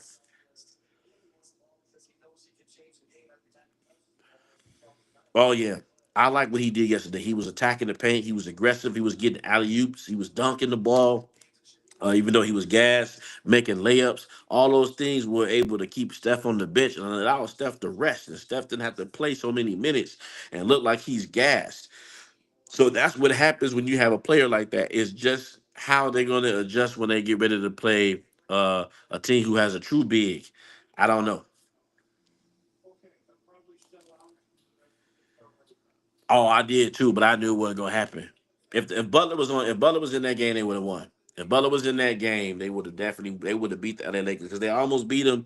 Steph started going on these little scoring bins, and they started calling all these weird calls, slowing the game down. Austin Reed started going to the free throw line like this, and so I knew what time it was when Austin Reed started going to the free throw line.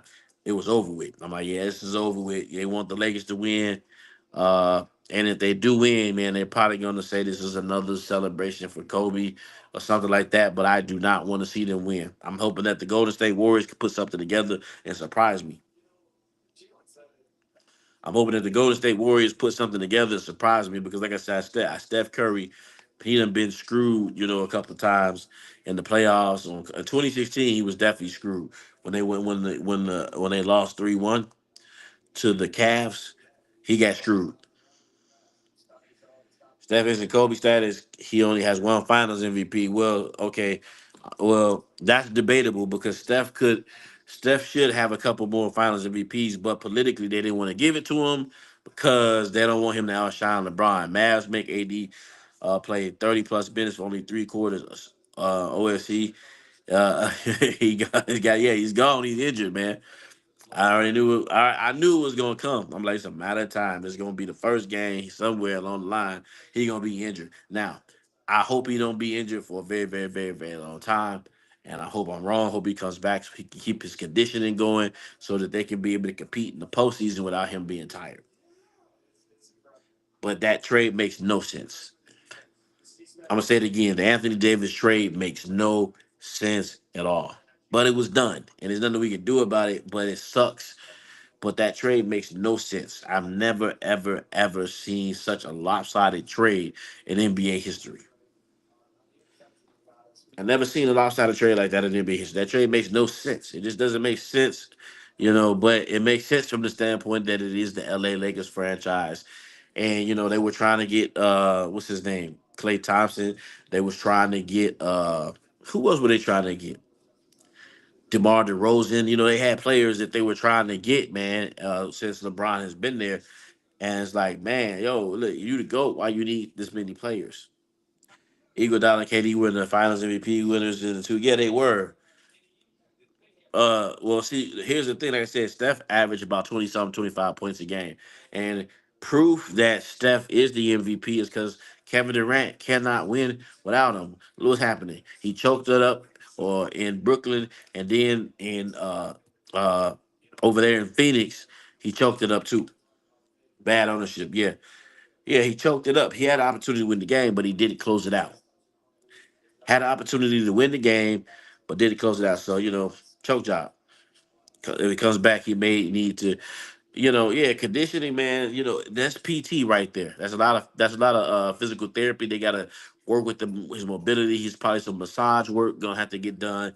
Uh, you know, on his growing and muscles around it. His glute. Like the glutes and stuff like that. All that kind of stuff. Ilio, the IT band. They gotta work on all that stuff. All those different muscle groups to get him going. And he's got to rehab and he's got to strengthen the muscle. Then he's got to come back and hope that he don't aggravate that again.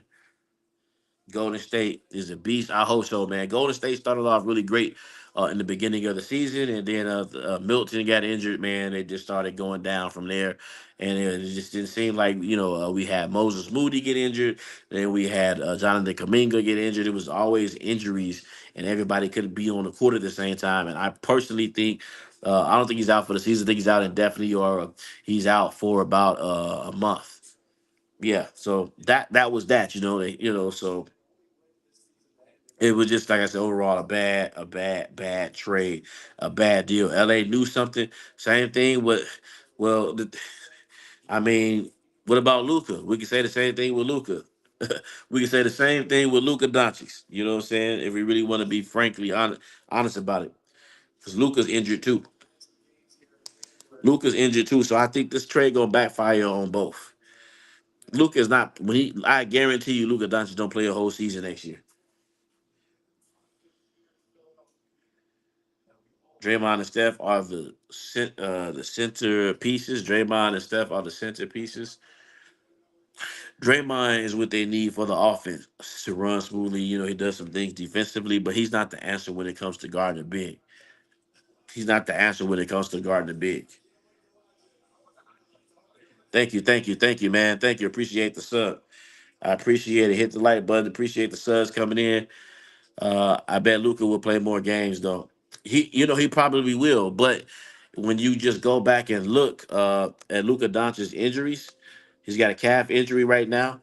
He's been, he has a history of injuries just like Anthony Davis. He got a history of injury just like Anthony Davis. He's always hurt. Luca was hurt last year in the NBA Finals. I don't know if you remember, but Luca got hurt in the NBA Finals. He wasn't 100% then. Luka Doncic wasn't 100% last year in the NBA Finals. And the Boston Celtics, Luca's first year missing any significant time. Not his first year. Let's see. Not his first time. Let's see. Luca Doncic's uh, injury history. Let's look at his injury history. Let's look it up. He's been injured quite often, just like Anthony Davis. Let's look at his injury. I'm on the internet now. Luka Doncic's injury history, his first 5 seasons. Let's look this up. So his first 5 seasons, he missed 314 of the 371 possible regular season games in his first plus seasons in the NBA. He appeared 50 out of the 60 contests before the All Star break, and the 23-year-old just keeps getting better. He's getting better, but he misses a lot of games. Luca leads the league in scoring at the All Star break. This was a couple years ago. He started his third All Star game this year and made his fourth appearance, number 77 as well. Um, but the problem with Luca is his health, according to the article. Okay, yeah, he's about 60 games, 72 games. Yeah, ain't nobody doing it like the old days, like Michael Jordan and when they played all 82 games for 9 seasons, or John Stockton. They're not durable like that no more. Luka Doncic, March 2023. Let's look at this. Luka Doncic, left thigh strain, March 2023. Doncic played through injury for more than a week before aggravating in March 8th loss to the Pelicans, like another Zion Williamson, 77 Ezek in the third quarter, and the strain forced him to miss 5 games before returning to action on March 22nd. Luka Doncic had a right heel injury in February 2023. Luka suffered in February game against the Pelicans, New Orleans, where he's playing zone defense. So Doncic attacked the basket only to be met by Brandon Ingram and Jonas Valanciunas, and he took a hard fall, and it cost him 4 games and just over a week of action. 66 out of 80 ain't significant though. Yeah, but if the injuries come at the wrong time, it can be significant. If it comes in the playoffs, no, I said a left thigh. He had a left thigh strain. A left thigh. His thighs. He had a strain in the quad. It was Yeah, he had a quad strain. They had load management. If they start reconstruction, the pain would stop. Most of these dudes need medically retired for real. I agree. Just like Zion. Let's see. Ankle sprain. Luka Doncic in January 2023 left ankle sprain. Caused let me say this is his first ankle sprain. Um, and then Luca in December 22nd, just go. But he got a history of injuries now. He had a right quad strain, so he had the left one, and now he had the right quad strain. Okay, Luka Doncic left calf strain April 22. So this is a frequent history. It's the same thing with Anthony Davis. Is what I'm trying to get you to understand. He has a history of injuries. He has a quad injury on his right side and a quad injury on his left side. So these are frequent. These are more than the ankle injuries. Uh, yeah, yeah, yeah. Oh, yeah, yeah. Luka Doncic has a toe injury. Okay. Uh, in March 22nd, Luka Doncic has another ankle injury. Luka Doncic left ankle injury, health and safety protocol 2021. So he got the Zion is done. Zion eat too many biscuits. Luka Doncic, April 2021, elbow injury, back injury. He was out with a back injury, back tightness. Uh, it goes on and on. Thumb injury, March 20th. So when you see this, man, trading away, I think on both sides is going to backfire. I think more so with Anthony Davis, it already backfired. Yeah, 80 has never played all 82. We've already seen it right away. So I'm not trying to be negative. I'm not trying to rain on anybody's parade. but I'm thinking that Luka Doncic is going to come back, and I don't think he's going to finish the Ricks. He's going to probably be get hurt again. You know, he's probably because this is just in his DNA. He's going to get hurt again. Huge Luka fan here. I know I'm biased from what I understand, but he always either plays through the injury or makes it worse or come board. That's what I'm saying. If you play through it and make it worse, then you know you're not going to be any good for the team too. And I'm a Luka fan here also, but I still think that was a terrible trade for the Dallas Mavericks to trade him away. But they're both injury prone, is where I'm getting. Both players are injury prone. Yeah, both teams are taking chances now. For LA, they need to take that chance because when LeBron James retires, they don't have any star on their team, and LA is star driven. It's Hollywood. You got all the celebrities coming out to the games. You know what I'm saying? So how you gonna entertain the celebrities and everybody that's coming out? The politicians is Hollywood, and you don't have a major player on your team. You don't have anybody that's going to be able to do that. So Luca's going to be able to do that, but and what when he's unable to stay healthy, which he's like you just said, he hasn't played all 82 games. Then those games on prime time and everything else, you're going to be looking at them losing ratings because when I see that the star player isn't playing, how often do you really want to watch the team?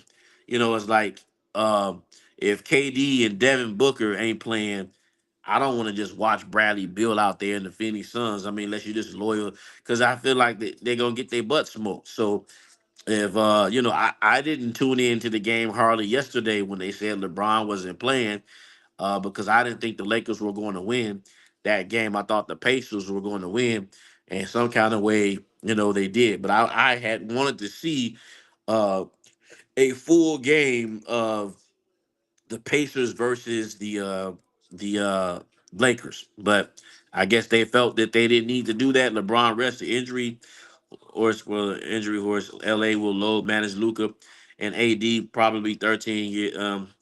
Yeah, well, yeah, they probably will load manage him, but that's the problem. That's one of the things that's killing the league, load management.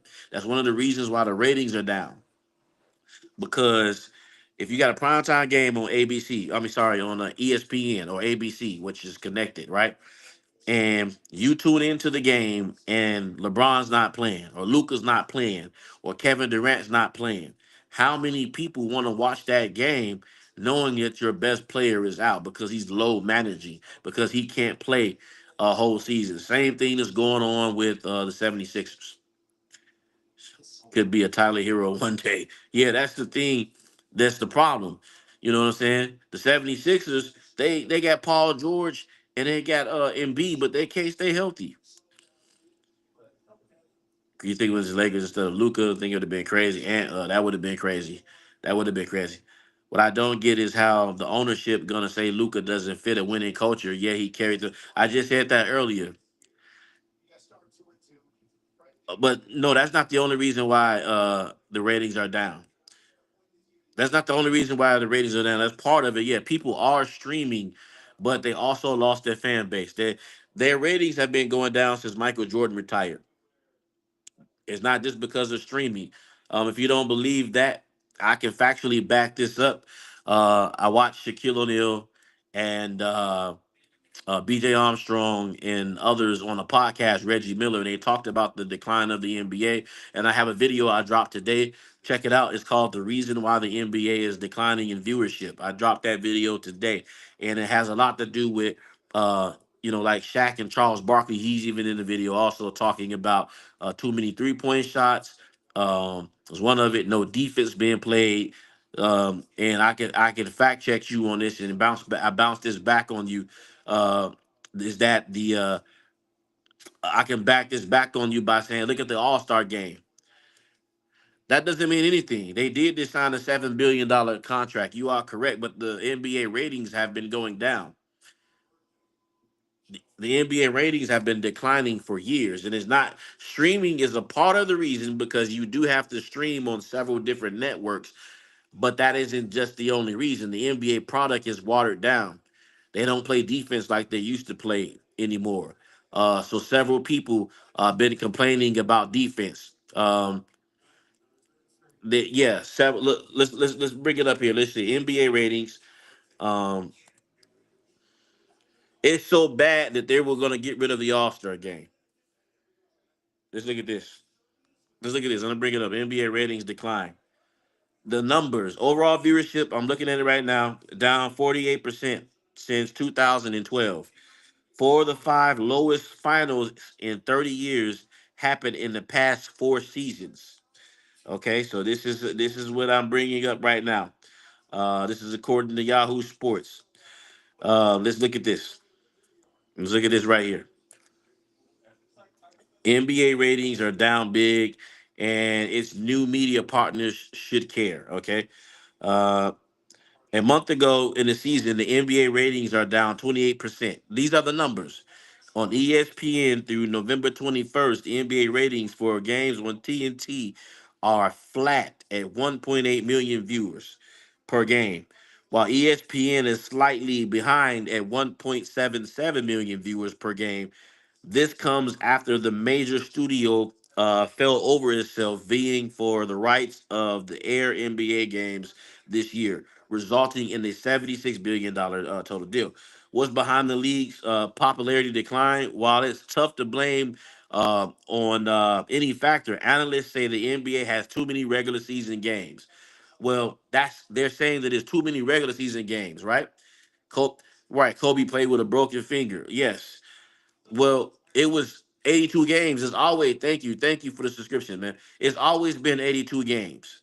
It's always been 82 games. In Kobe's era, in Jordan's era, it always has been 82 games, but we were watching it. We were watching it when Kobe and Shaq and all those guys were playing basketball. We were watching it. We didn't have to worry about it at that particular time. The last time that the NBA ratings had a big dip was in the early 80s in the cocaine era. I don't know, but that YouTube that don't mean nothing. Just going and watching the highlights don't mean nothing.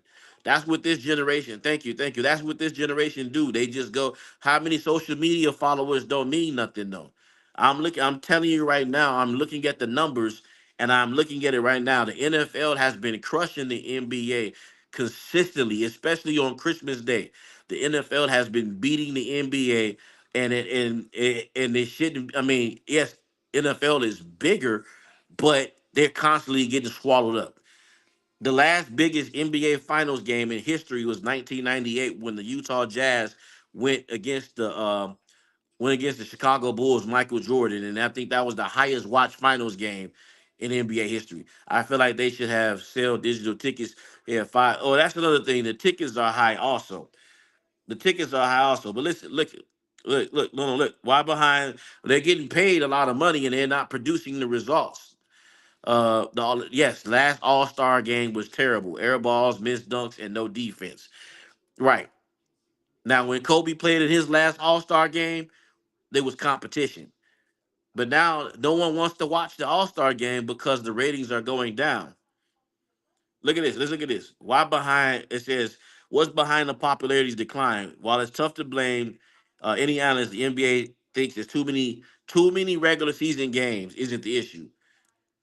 The Christmas jerseys, and the lack of continuity. The players changing teams more frequently and teams changing uniform designs more often, which has confused and turned off some fans. That was another reason that they were trying to blame the NBA ratings for going down 48%. The NBA's social justice focus started on Black Lives Matter, okay, made the league a target the conservative pundits to turn off the right leaning viewers in regular season enough. Coaches are still resting star players, so load management this is what's happening. Load management for long stretches to save them for the playoffs, which has further hurt the engagement. I'm reading you the factors. Okay, these are all articles from Bleacher Report. These are all articles uh, that produce the factual numbers of what's going on. So load management is another reason. Yeah, overpaid players who don't participate in All Star Weekend. There you go. There you go. This is the reason why the NBA is declining. This is the reason why. Because who were they resting a lot? Kawhi Leonard. This was going back into the San Antonio Spurs days. You turn on the game to see Kawhi play, and you remember it was a national televised game, and then they rested Kawhi and they rested LeBron and all these other guys back in the day. And it's like this is on ABC. Who want to watch Tony Parker and no Kyrie in the gameplay? NFL gets it, NBA does not. Yes, yes, you are right. NFL gets it, and NBA does not get it. These are the reasons for this the the declining in the NBA. These are just some dudes are forcing their way out of teams too many times. Exactly. That's another reason why. Okay, all the team hopping. You're over here because Kevin Durant, he ended up leaving Oklahoma City Thunder. He was on the Golden State Warriors. Then he went over to the New Jersey Nets, and then you start buying it, tickets. Then him and Kyrie all of a sudden don't even make it anymore with the New Jersey Nets. Now they're in Phoenix, and then it's too much going on, confusing the fans. There's no consistency in the product, and then you got the players acting like divas, and this is the reason why the ratings are taking.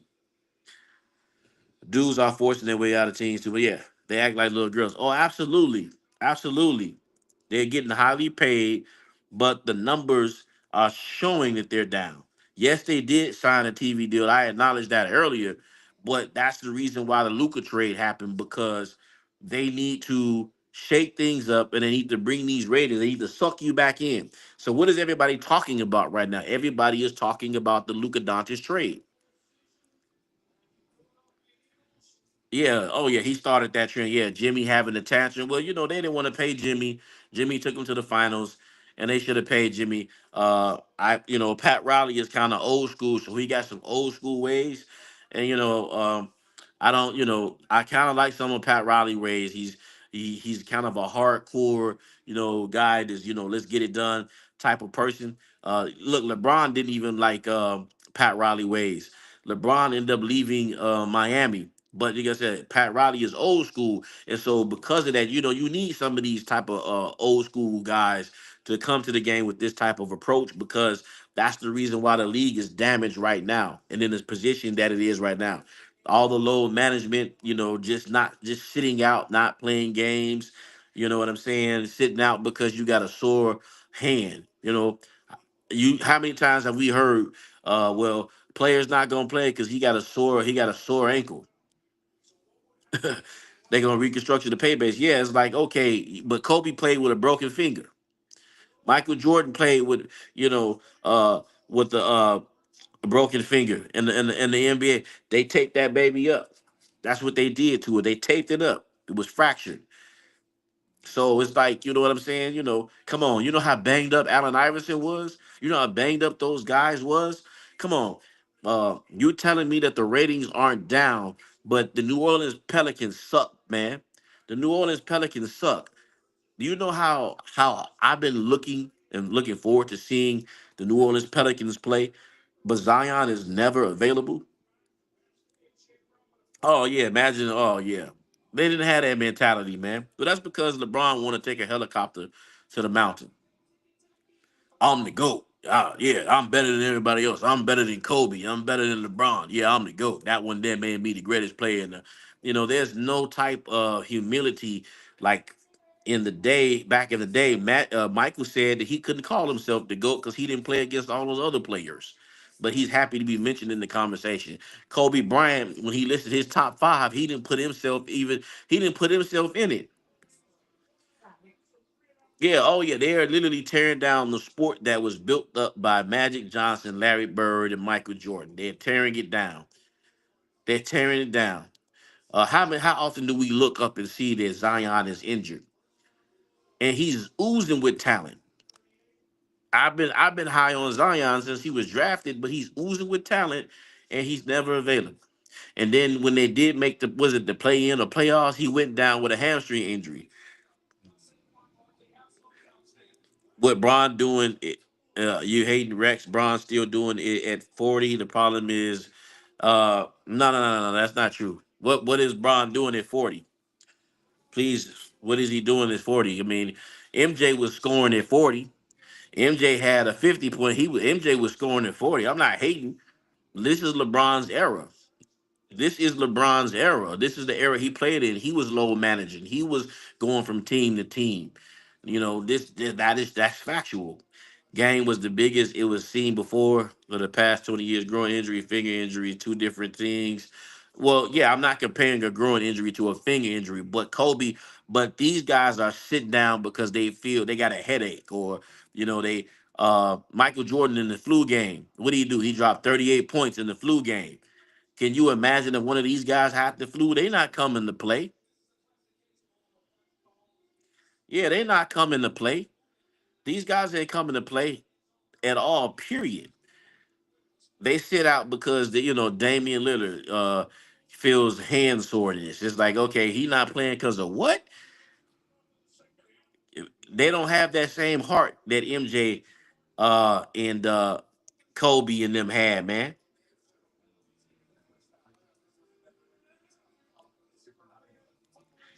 MJ was losing at 40. LeBron's losing too. LeBron's losing too. What has he been doing? And let me also interject that. Hey, LeBron, Michael Jordan didn't have on his team a top uh, five player in the league. He didn't have Anthony Davis. And in 2020, Anthony Davis led the Lakers in points, rebounds. He didn't lead them in assists, blocks, and steals, I believe. So Michael Jordan didn't have anybody to carry him at that particular. This man, Anthony Davis, was in MVP talks this season. Anthony Davis was in MVP talks this season. Who was in MVP talks on Michael Jordan team at 40? Please tell me. Who was on the Washington Wizards team that was in playoff talks? Please tell me who was on the Washington Wizards team that was in MVP talks at when Michael Jordan was playing. Nobody. He had Carmelo, future Hall of Famer on the Lakers. They didn't make the playoffs. Dwight Howard, future Hall of Famer. Rajon Rondo, Pippen. He had Pippen. Are you serious? He had Scottie Pippen. Scottie Pippen averaged 7 points a game when he Scottie Pippen was drafted. Scottie Pippen was drafted by the Chicago Bulls. LeBron has played with Luca, a top three player in the NBA. He's played with Luka Dončić, Anthony Davis, which is a top 75 player. He played with Kevin Love, Dwayne Wade, who won a championship before him. He played with Dwayne Wade, that won a championship before him.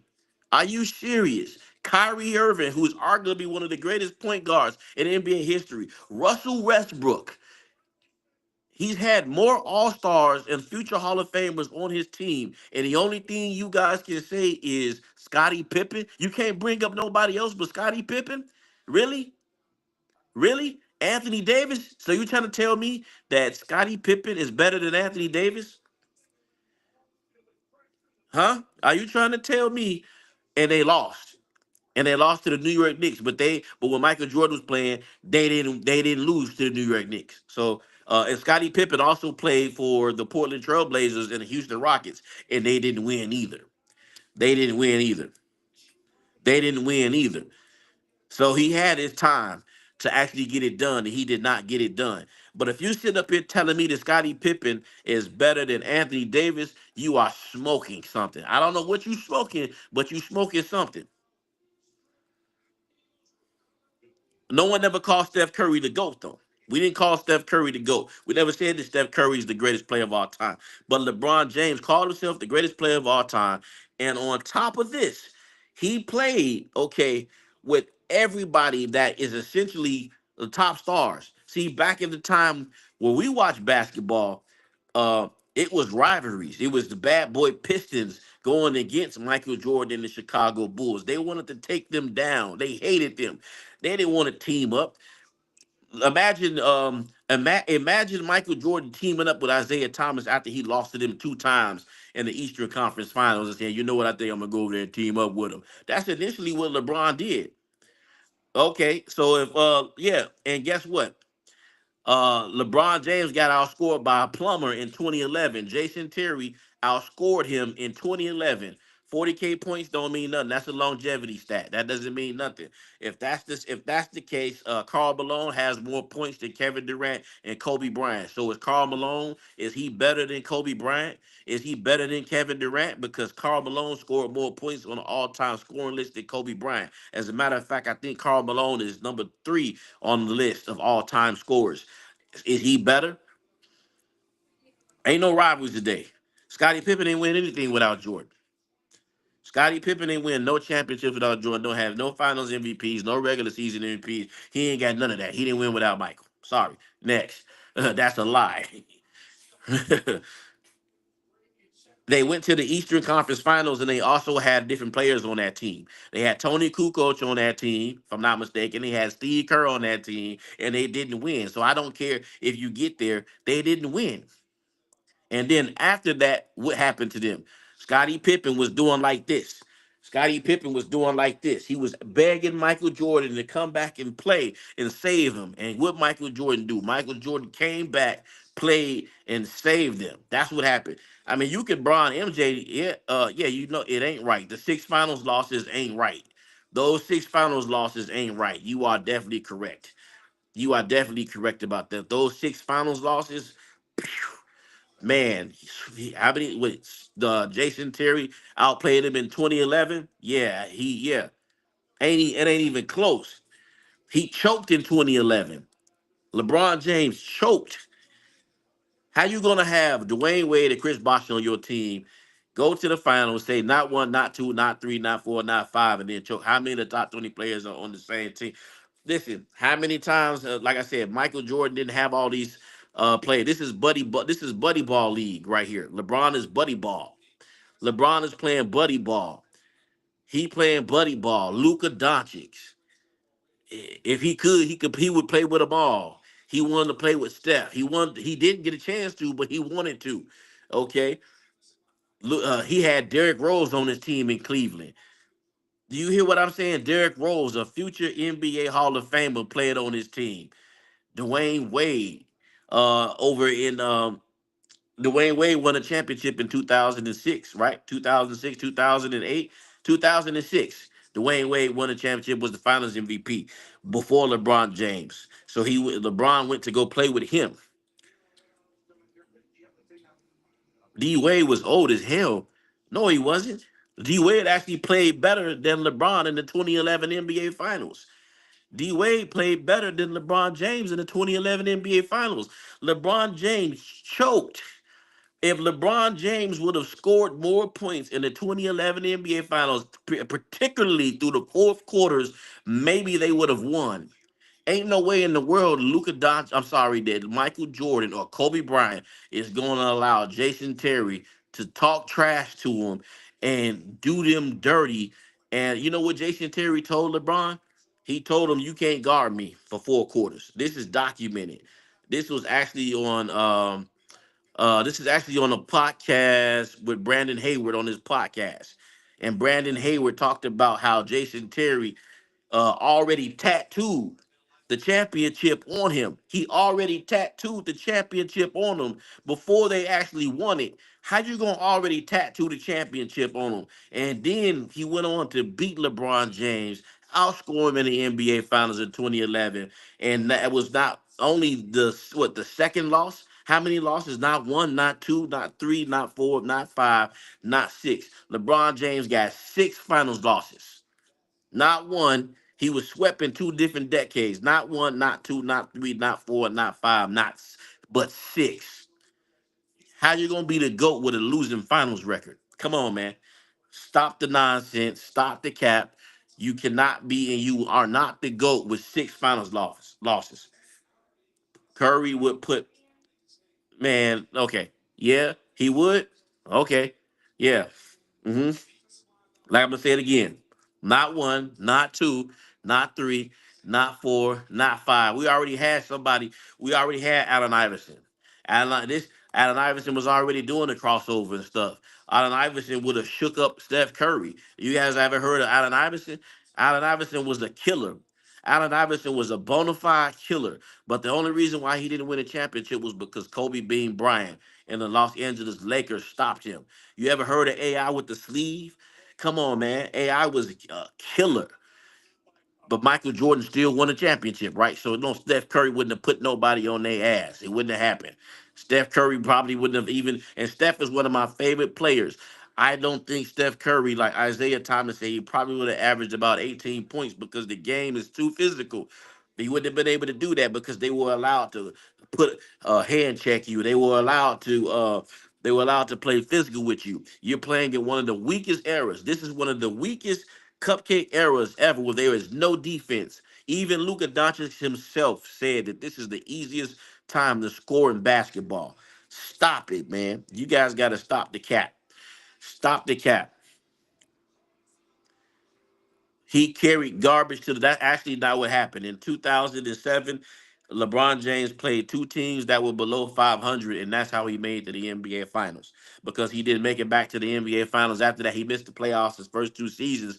If you really want to know who carried garbage to the NBA Finals, that would be Michael Jordan. Michael Jordan took Stacey King, B.J. Armstrong, Bill Cartwright, Will Perdue, Cliff Leviston. Those are the type of guys who you have never heard of to the NBA Finals. Those are the people he took to the NBA Finals. Judd Butchler, those type of guys. Corey Blunt. Those are the guys that Michael Jordan took to the NBA Finals. Corey Blunt, Judd Butchler, Steve Kerr, John Paxson, B.J. Armstrong. LeBron would not have been able to take those type of guys. He would have been begging for more help. LeBron would have been begging for more help. He needs LeBron needs a Luca, AD. He needs a D Wade. He needs those type of players to carry him to the NBA Finals, to carry him because he can't get the job done by himself. That's what happened. Players would adjust to that physicality. If you think Steph played in that era, no, I don't. I'm not saying that he would not have adjusted to the physicality, but he would not have had the same impact because we already had players that were shooting threes like that. Glenn Rice, um, Ray Allen. Ray Allen was one of the great shooters until Steph came along. Ray Allen, who actually saved LeBron's career. Who else did we have? We had Glenn Rice, Dan Marley. We had all these different guys that was knocking, they could knock down threes. So Jordan still prevailed and actually stopped them from winning championships. Okay, yes, yes. Rodman and Horace Grant. Rodman and Horace Grant. Now let's get to Horace Grant. Horace Grant averaged 8 points a game, and he won with them. I'm gonna say it again. Horace Grant averaged about 8 points a game, maybe 12 in the playoffs, maybe 12 points in the playoffs, and Michael Jordan still won the NBA championship with them. Matter of fact, not only did he win the championship, he three-peated. Not one, not two, and three. He three-peated with Horace Grant, okay, on his team. That's how great Michael Jeffrey Jordan was. Every finals appearance he had Scottie Pippen, who was the MVP. And who was LeBron playing with? Anthony Davis? And can't even get to they got the last time they got to it was in the bubble, in the pandemic. And Anthony Davis is one of the best players in the NBA. Please tell me you don't think that Anthony Davis ain't one of the best players in the NBA. We didn't have a no, we were the super team. That wasn't a super team. Wasn't a super team. The Lakers had a super team and missed the play in. That's how terrible the NBA is. We had the 1 through 8 seed. If you did not make the 1 through 8 seeding, you didn't make the playoffs. But Adam Silver had to go on, lower the standards, and that's why the ratings are down. And they had to put LeBron James in the play-in tournament. They had to develop a play-in tournament to try to get him in the playoffs because that's how garbage the guy is. He couldn't make the play-in. I think you guys remember who was on that Lakers team. It was Rondo, Dwight Howard, Carmelo Anthony, LeBron James, and Anthony Davis. So you got Carmelo Anthony, who's a future Hall of Famer. You got LeBron James himself, who's a future Hall of Famer. Dwight Howard, who's a future Hall of Famer. Rajon Rondo and Anthony Davis, who's a top 75 player. You got five Hall of Famers on the team, and you have Russell Westbrook on the team, and you missed the playoffs. He wasn't 40 at that time. He wasn't 40 at that time. You missed the playoffs. You missed the playoffs. and you missed the play-in with five future Hall of Famers, and you want to compare him to Michael Jordan?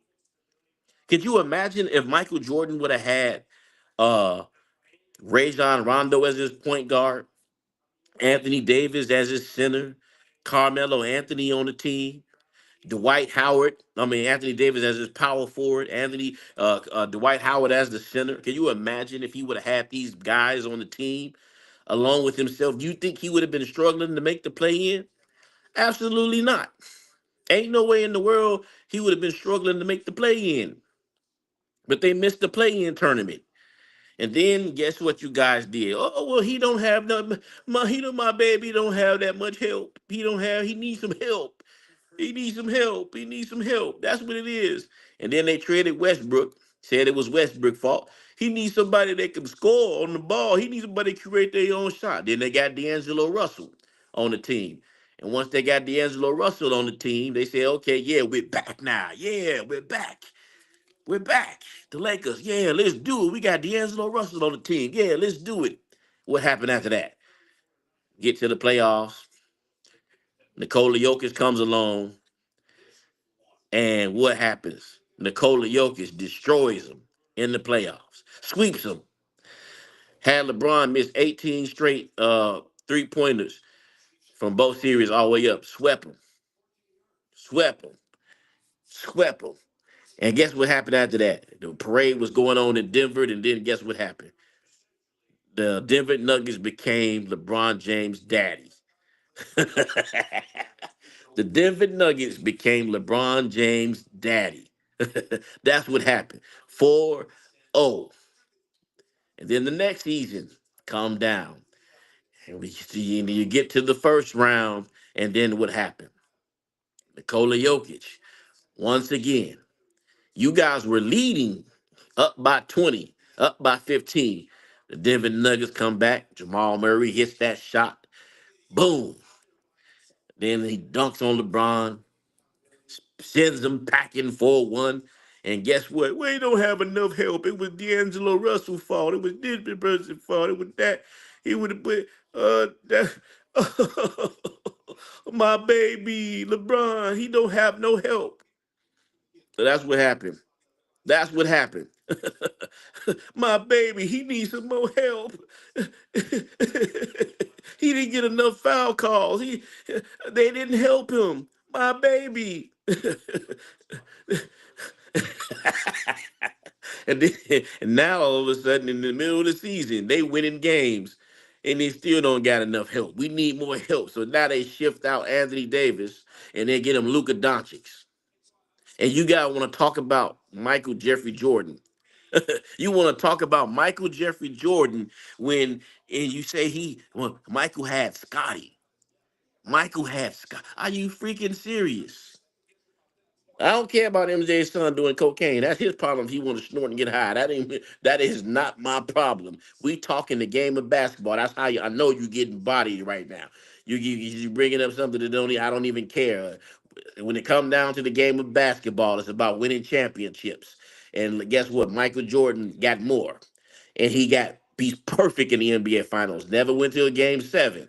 Okay, LeBron James lost 6 times in the NBA Finals. But let me get back to my point. Okay, let me get back to my point. Now he got Luka Dončić. So can you name one player on the Chicago Bulls that was better than Luka Dončić? Can you name me one player on the Chicago Bulls that was better than Luka Doncic? And LeBron is playing against plumbers too.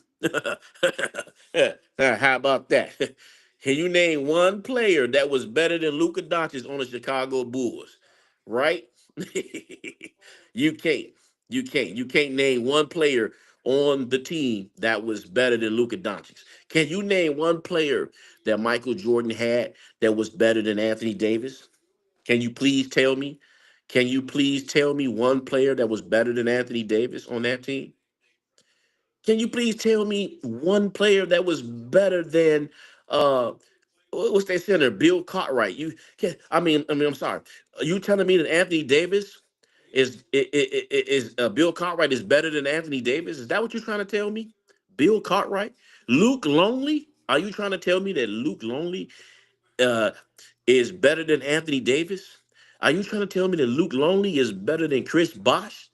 Chris Bosh was actually the best Toronto Raptor until Kawhi Leonard and DeMar DeRozan came around. He was actually the best Toronto Raptor. He was a multiple-time All-Star. Okay, so you're trying to tell me that Horace Grant is better than Chris Bosh? Absolutely not. Are you trying to tell me that Ron Harper is better than D Wade? Huh? The league is more athletic today. What does that mean? That the league is more athletic today? That doesn't mean anything. I can negate that and go against that. But these same people, they travel, they flop, uh, they can't make free throws, they can't stay healthy, and it's way more athletic. But that don't make no. That doesn't mean anything. More athleticism doesn't mean anything at all. Period. That's why the ratings are declining. More athleticism doesn't mean anything. And we had athleticism in our time also at the same time. Athleticism doesn't necessarily win. This wins. Skill and strategy wins. That's what wins. That's what wins.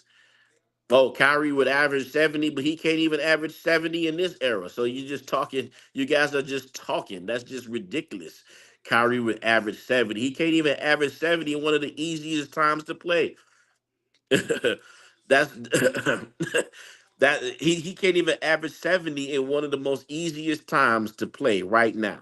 Kyrie Irving can't average 70 right now. So I know you get emotional with it, but everything I spit to you was facts. Everything I just spit to you was facts. When you go and you look at the team, tell me somebody that Michael Jordan had that compares to Luka Doncic. Tell me a player that Michael Jordan has that compares to D Wade. D Wade is arguably the third best point guard in NBA history. I mean, shooting guard. D Wade is behind Kobe. Is arguably the third best shooting guard behind Kobe. I think we got Michael Jordan. Uh, you're gonna have Kobe Bryant. You're gonna have D Wade, and then you're gonna have Jerry West. Oh, that's another reason why you're right, because they just watch the highlights on YouTube. But it's also not just because of that. It's because also load management. I just actually read to you the article. It's load management. It's also the fact that players are changing teams a lot. They have political issues with the Black Lives Matter situation, lack of defense, no strategy. The All Star games declining. Everything's just declining. If this is supposed to be one of the best eras in the NBA, and if LeBron is supposed to be the greatest player to play the game, why is it that the ratings are declining? Because everything should be going up. You got the greatest player to play the game. When Michael Jordan said he was coming back in 2001, those ratings were going up. But 2000, after 9/11, when Michael Jordan announced he was coming back, the ratings went up. When Michael Jordan was in the NBA Finals in 1998, boom, highest ratings ever. But this all these ratings going down 28% on ESPN and 48% as happening under the LeBron Raymond James watch. There was only seven good players. What are you smoking? What are you smoking, man? KD would get his ass locked up. Scottie Pippen, you would put Scottie Pippen. KD can't even win a ring outside of Steph Curry. Until KD can win a ring outside of Steph Curry, please don't talk about KD. And I like KD. But KD has another person who has super teams, and he can't win a ring outside of Steph Curry. Now, he ain't the second best. He's the greatest player that ever played the game of basketball. He ain't the best. He the greatest player to ever play the game of basketball. Michael Jeffrey Jordan is ever the best player to ever lace up a pair of shoes and play basketball. He didn't moan and whine and cry for more help like LeBron. He wasn't out here recruiting players and begging. He didn't play with all these Hall of Famers. If LeBron is so great, why he need to play with Luca? If LeBron is so great, why is it that AD wasn't enough? Didn't Anthony Davis just put up 42 points in the Charlotte Hornet game? Name me a person on the Chicago Bulls that was dropping 42 outside of Michael Jordan himself. They could just drop 40. Please don't say Scottie Pippen. And name me a person on the Chicago Bulls that was in the MVP talks. Please let me know. Let's bring this up. Let's bring this up. Anthony Davis, Anthony Davis in MVP talks. MVP talks. Anthony Davis was playing so good he was in MVP talks. Okay. Anthony Davis sets the record straight. He's in MVP talks. What is he averaging this season? What is he averaging this season? You know, LeBron probably wouldn't be top 20 if he played back in the time of Jordan. He would be just a regular player. That's what Dennis Rodman said. I agree. He would just be a regular player. Dennis Rodman would lock his ass up. Dennis Rodman would lock him up. Easy. Mike didn't share the ball. That's a lie also. But guess what? Okay, if Mike didn't share the ball, for him not sharing the ball, he still got more. How is it that he did all the stuff y'all say he didn't do? He still got more rings. He still got more rings than LeBron James. And he played less time. I want you to think about that. LeBron has played 7 more seasons, right? And still got less rings than Michael Jordan. LeBron has played 7 more seasons. It took him 7 more seasons just to tie Michael Jordan in 30-point game scored.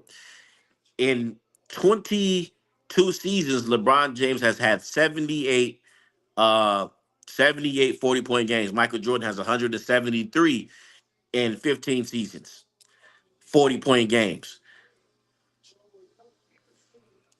Kareem has 2 more championships than LeBron James. That is correct. Kareem does have 2 more championships than and 2 more regular season MVPs than LeBron. So if you got, I mean, technically, if you really wanna, rank it, then I mean, I'll take that, the captain over LeBron. I'll pick the captain over him because he won. He won. He got a better finals record too. So he won. LeBron would average a triple. Yeah, he couldn't even do it. He can't do it now. Look, he can't do it now. LeBron using PEDs, I wouldn't be surprised. I mean, I would not be surprised. Kareem has 6. Okay, yeah, you're all right. Kareem has 6, but Michael has 6, along with 6 Finals MVPs, along with 10 scoring titles, along being a 9 team all defensive. So you got to put everything all in it with it. So that means that every time Jordan went to the NBA Finals, he was the best player to actually play on the team. In 1993, he has the highest finals average of 41 points per game in the NBA Finals. Kobe Bryant would tell you that's a lie out of his own mouth. Kobe Bryant would tell you that that's a lie out of his own mouth. Kobe Bryant would tell you that that's a lie out of his own mouth. Kobe Bryant would tell you that that's a lie out of his own mouth. Kobe Bryant already told you his top 5 and who the greatest player to play is Michael Jordan. Kobe was trying to be Michael Jordan. He was trying to emulate Michael Jordan. He was trying to walk like Michael Jordan, talk like Michael Jordan. Everything Michael Jordan did, Kobe tried to redo it. He tried to redo the master. So that's crazy too. If we talking rings, Bill Russell, okay, well, I'm gonna go ahead and shut that down. Well, you know what? If I interject and take that, then yeah, then Bill Russell is better than LeBron. I'll take that too. Yeah, he still got more rings. You are correct.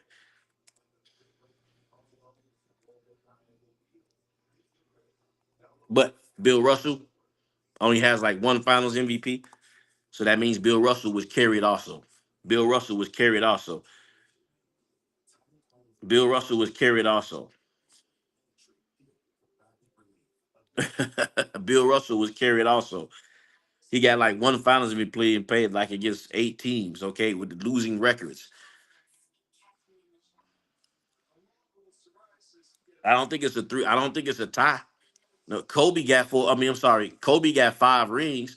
Shaq got 4 rings. Tim Duncan beat LeBron in the NBA Finals 2 times. I'm gonna say it again. Tim Duncan beat LeBron James in the NBA Finals 2 times. I think he's 5-2. So if we really want to look at it, Tim Duncan is better than LeBron James. When they played in the finals, Tim Duncan beat him. Am I not lying? Am I not lying? Did not Tim Duncan beat him in the finals 2 times? He swept him in 2007. Am I not lying about that? And it should have been three, but Kawhi Leonard missed the free throws, and Ray Allen ended up saving LeBron after LeBron missed all those shots. The ball bounces over in the corner, and then LeBron James, I think LeBron might have missed maybe five shots in a row before I'm sorry, before Ray Allen hit that three in the corner to win for him. Oh yeah, Tim Duncan. They don't want to put him in the GOAT conversation. But if you're looking at it, Tim Duncan played less time than LeBron James, beat him in the finals two times, and has more rings in him and has a better finals record.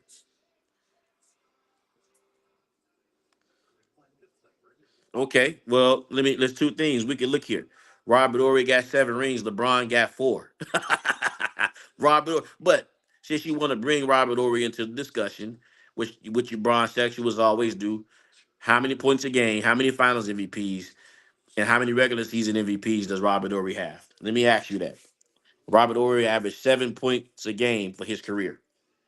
Robert Ory averaged 7 points a game for his career. Robert Ory averaged 7 point games for his career. Robert Ory averaged 7 points a game for his career. So no, Robert Ory is not. But yes, he does have seven rings.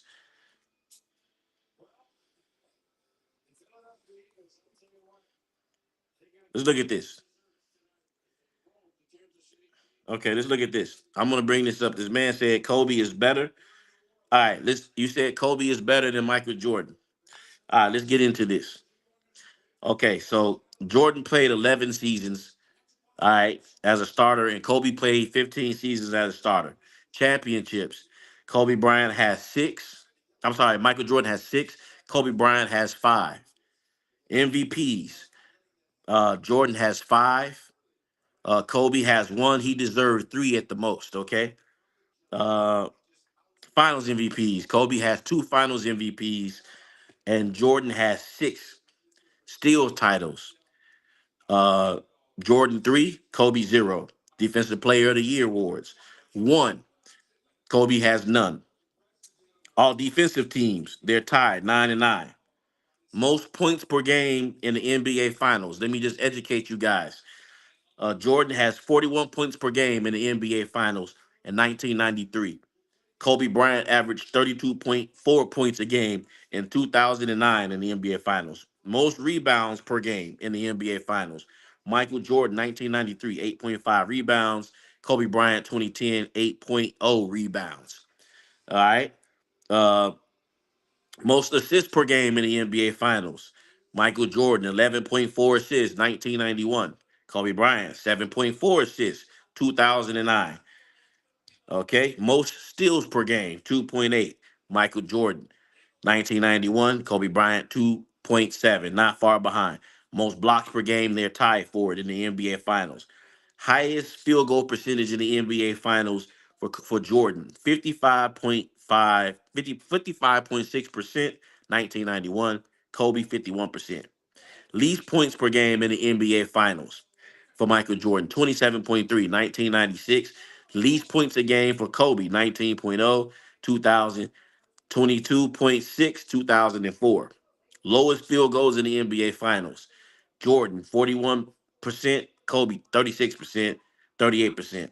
Kobe has shot 41% or less in five of the seven NBA Finals. Shooting 50%. Now, Kobe's one of my favorite players. You said that he was better than Michael Jordan.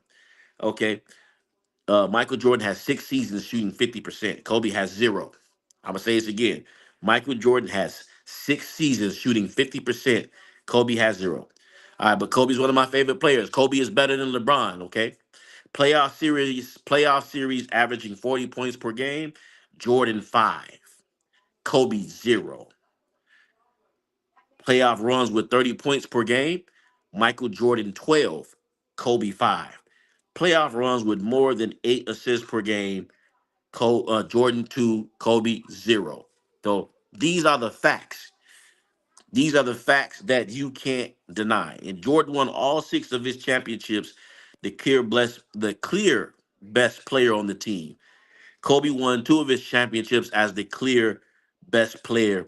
And you can argue that Kobe was the best player in 2001 playoffs, not finals alone, but in 2002, Shaq was slightly better and clearly better in 2000. Kobe was the best player on most of the three rings. LeBron isn't better than both. Not at all. LeBron isn't better than both. That's a lie. That's a lie. LeBron is better at losing six times in the NBA Finals. You are correct about that. He's better at losing six times in the NBA Finals. uh,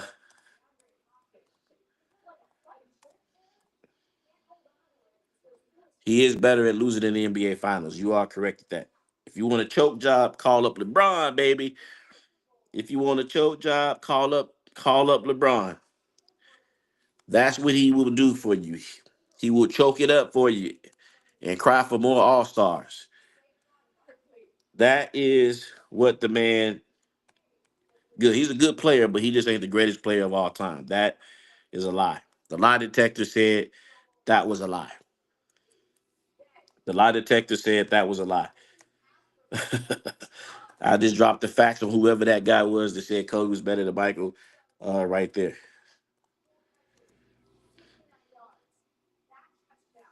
I just dropped some facts on whoever that person was. All right, let's look at this. Nobody. Let's look at this. Let's look at some of the LeBron. Let's look at some of the comparisons here. If I must, I shouldn't do that. I shouldn't even have to do this here. I should have to do this, but I'm going to do it to you because uh MJ is the GOAT. No, he's not a better player. I just sat up here and just read the stats to you. I'm sorry, he isn't a better player. I need to go through this again? The stats comparing Michael Jordan's playoff runs to Kobe Bryant's playoff runs. 2007 finals, Tony Parker dropped 24.5 on 57% and outscored LeBron James in the 2007 finals. LeBron got burned the few instances or quarters that he tried to guard Tony Parker. In 2011, Jason Terry outscored LeBron James 18.0 points per game to 17.8 points per game while shooting 1% higher. He played Jason Terry 11 less minutes per game than LeBron James and still nailed and sealed the shot in game five in LeBron's face. And Sean Marion also lit up LeBron. In 2012, Kevin Durant dropped 30 points a game on 55% shooting on LeBron's overrated defense. Westbrook also exposed him, even though LeBron did go ahead and win that one. In 2013, the only time LeBron played good defense in the NBA Finals when he helped contain Parker to 41% shooting. However, a 35-year-old Gary Payton shut down Tony Parker to 38% shooting in the 2004 Western Conference Finals. A prime LeBron failing to hold Parker under 40% is not that impressive to all time great defenders like Peyton. Parker, who had averaged 21 points per game, 8.5 assists per game on 53% shooting in 2004 playoff before Peyton shut him down, nearly identical to what Parker averaged against the 2013 Grizzlies, and LeBron still had trouble with Kawhi Leonard.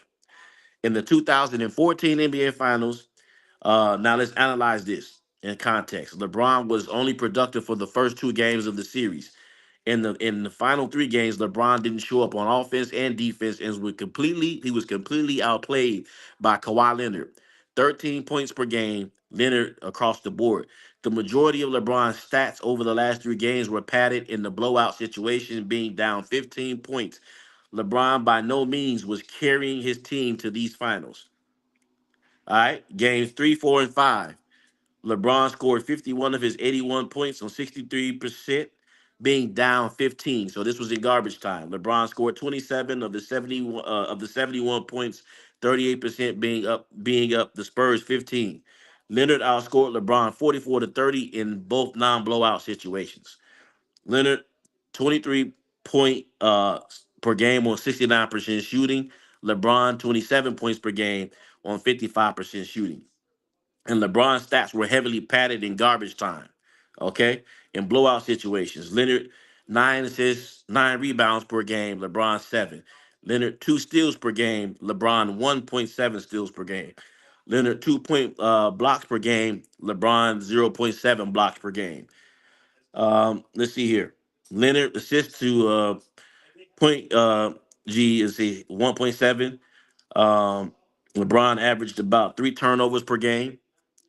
And through 3 through 5 games, Leonard scored more efficiently in more than non-blowout situations and out-rebounded, outstole, and out-blocked LeBron with a better turnover ratio. These are all facts. These are all facts. I'm spitting all facts. Okay. LeBron had 14 points and 0 turnovers in the first quarter, then 8 points and 7 turnovers in the last 3 quarters. These are all facts. I can go through this.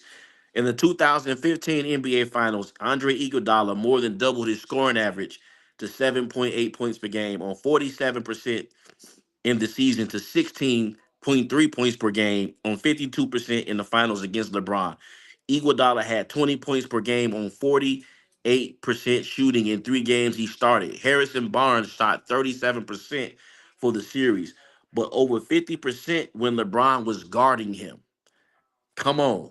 I need y'all to stop this nonsense, man. This man is not better than Michael Jordan. You want the facts and the stats? I'm going to give it to you, baby. You want the facts and the stacks? I'm back. You want the facts and the stacks? I'm back. And all the LeBron James fans is whack. Talking that nonsense. I got my stats and my bat. Boy, I'm ready. 2016, Draymond Green increased his scoring 14 points per game on 49% shooting, 17 points per game on 49% shooting in the finals, and exposed LeBron plenty of times. 2017, Kevin Durant, 35 points per game on 56, 47, 93 after averaging 25 points per game for the season. Okay. Rounds 1 through 3 and combined to an incredible 10 points per game increase in volume.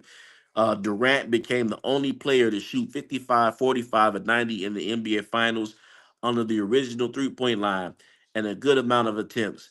This marks the 4th time in the NBA Finals that LeBron was outscored by the other team's top perimeter player. So much for guarding 1 through 5. In the 2018 Finals, Durant again lit up LeBron on 29 points per game on 53, 41, and 96. LeBron struggles to even guard his own position, let alone all 5.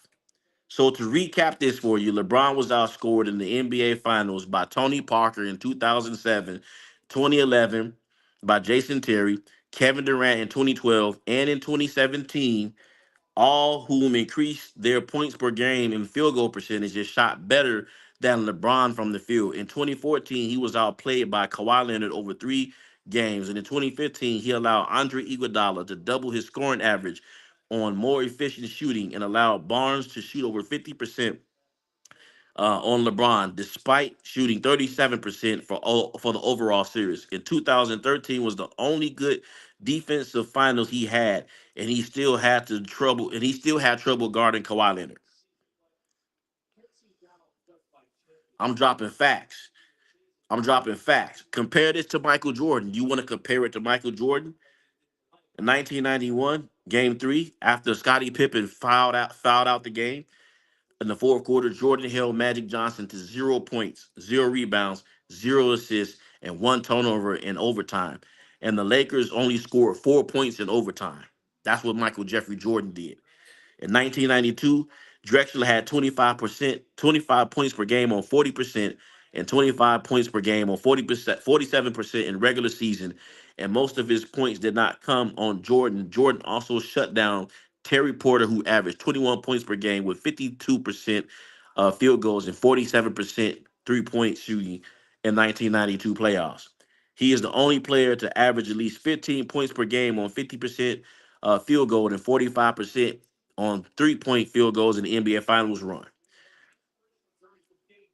You put Jordan in this era, he gonna eat, especially in these rules, and you can't touch him. You can't touch the GOAT. Michael, I mean, you wouldn't be able to touch him. You can't play defense. In this era, they play defense. I just schooled you guys. Oh yeah, they never witnessed MJ. They had another. I'm looking at it right here. In 1993, Kevin Johnson scored 23 points before Jordan guarded him with 7 minutes left in the fourth quarter. Johnson had 2 points for the rest of the game. So Michael Jordan locked down Kevin Johnson. Make sure y'all hit that like button and subscribe, including the 3 overtimes. KJ has had an NBA record 5 playoff runs, averaging 20 points per game prior to that. All past the first round, the second round behind Magic Johnson in the playoff run, averaging 20. This was before Michael Jordan shut down Kevin Johnson. 1996 NBA Finals. Ron Harper's knee injury limited him to 1 minute in both games 3 and 5. Jordan shut down Gary Payton in both game 3 and 5. Gary Payton averaged 22, 5, and 7 through 50% through the 3 rounds in 1996 playoffs.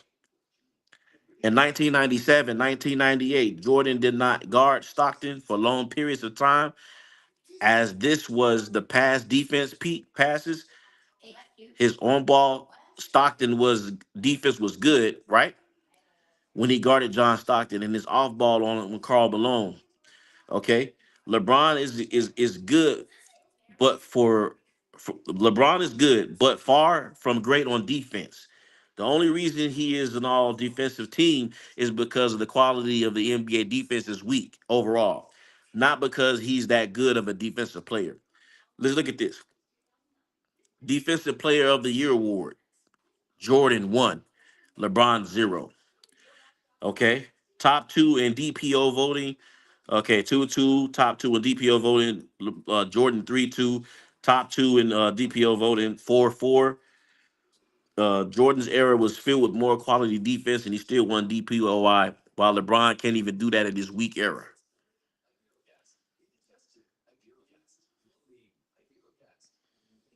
All defensive teams. Michael Jeffrey Jordan has 9. LeBron has 5. All defensive teams. Michael Jeffrey Jordan has 9. LeBron has 5.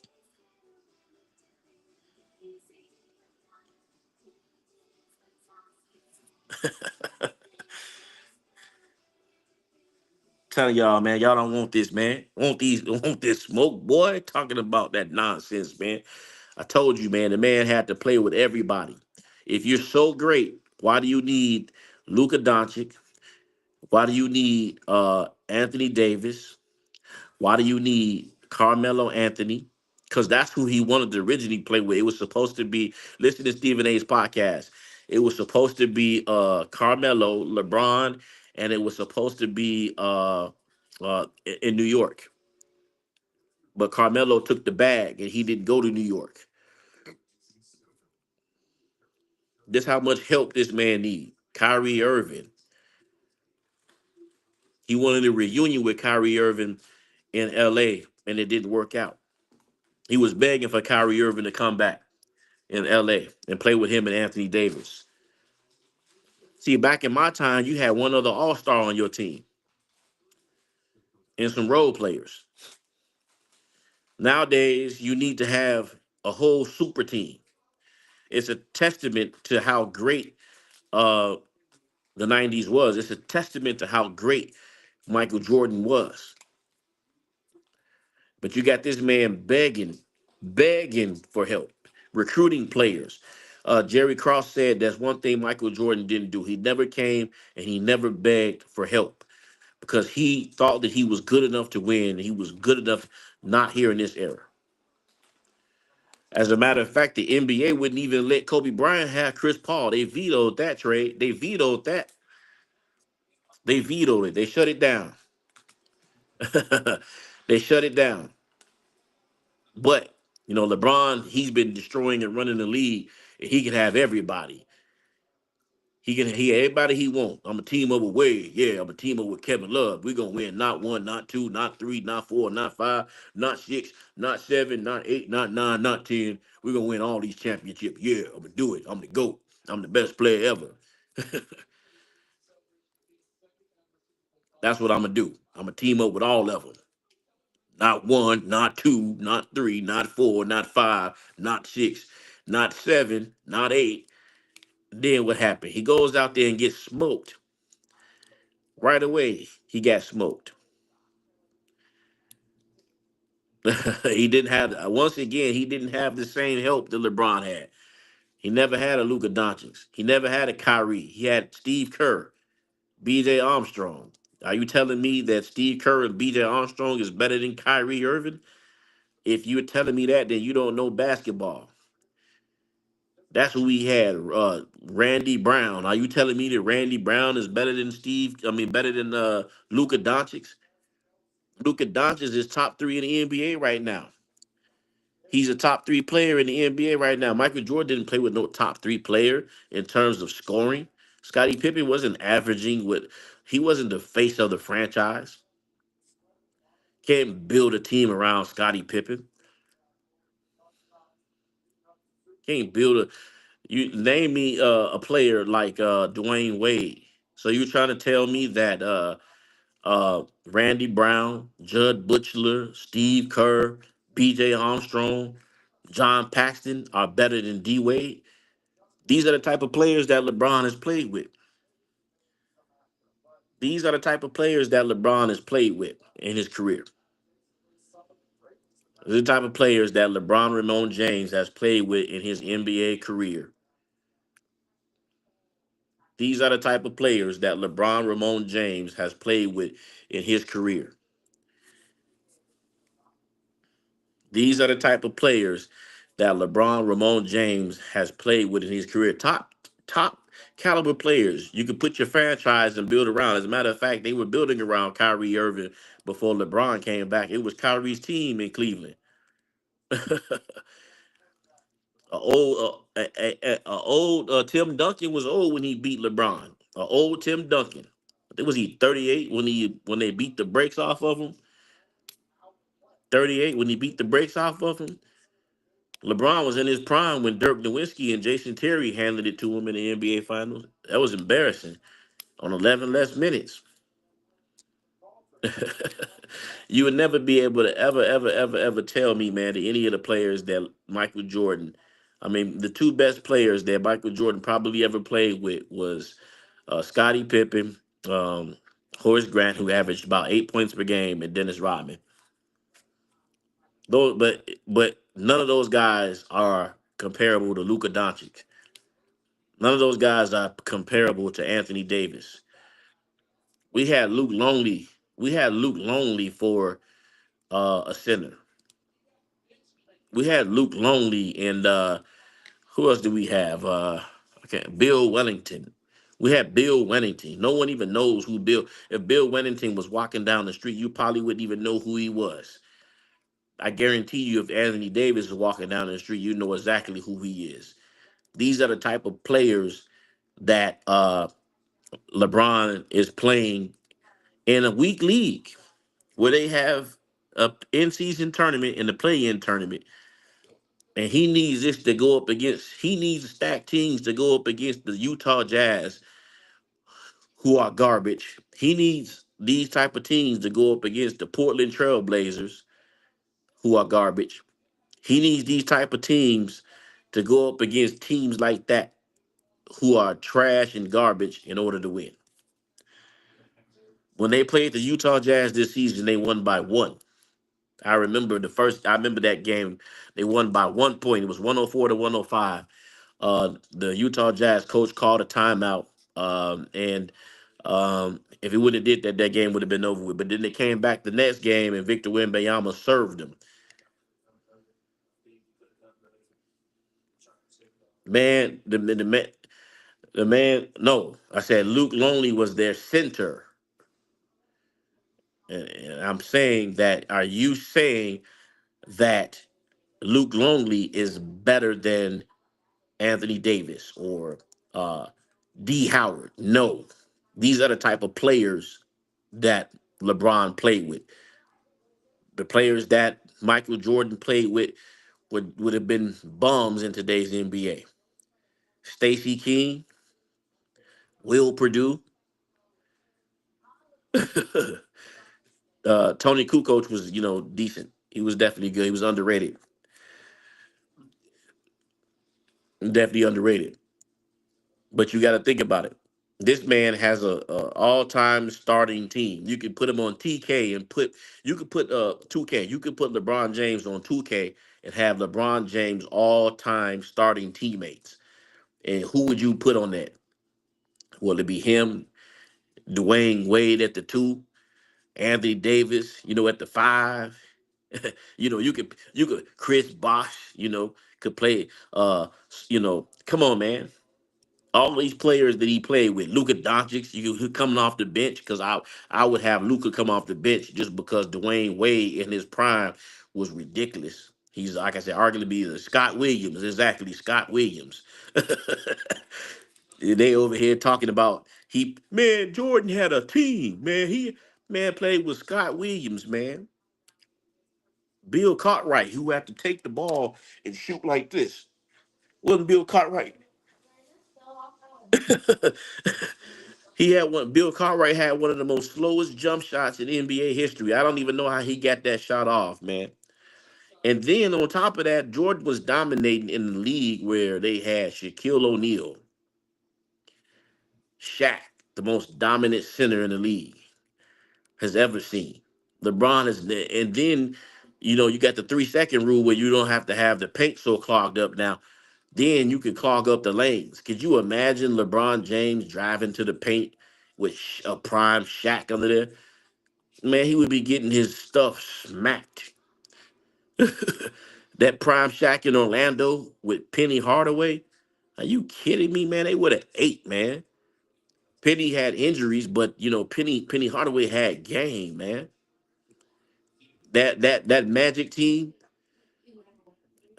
No, MJ didn't have to guard him. They put Rob. I'm just simply saying that MJ was going in the paint and dunking and making layups and attacking the basket with Shaq and Patrick Ewing and those type of guys in the paint. We don't have those type of bigs. Why? In this game, because we got people like Joel Embiid who can't even play. Joel Embiid over here scratching his butt before we shoot free throws and sniffing his hands. I don't know what the hell that is. But you got Joel Embiid out here who can't even stay healthy. You got Giannis is out. You got these. Well, name the bigs in this game. Name the bigs in this game right now. Tell me. Tell me the most. I mean, Anthony Davis. Y'all see what's going on right now? Anthony Davis already went to the Mavs and he's already injured. The first game, he's out. The first game, Anthony Davis is gone. The first game, he can't even last. Patrick Ewing and them guys was out on that court balling, man. David Robinson. Could you imagine David Robinson? And you remember how big their muscles was and how they were built, man. Come on, Carl Malone.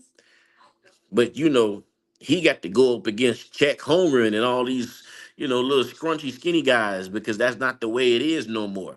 He wouldn't be able to body nobody like that, man. He wouldn't be able to body no Carl Malone.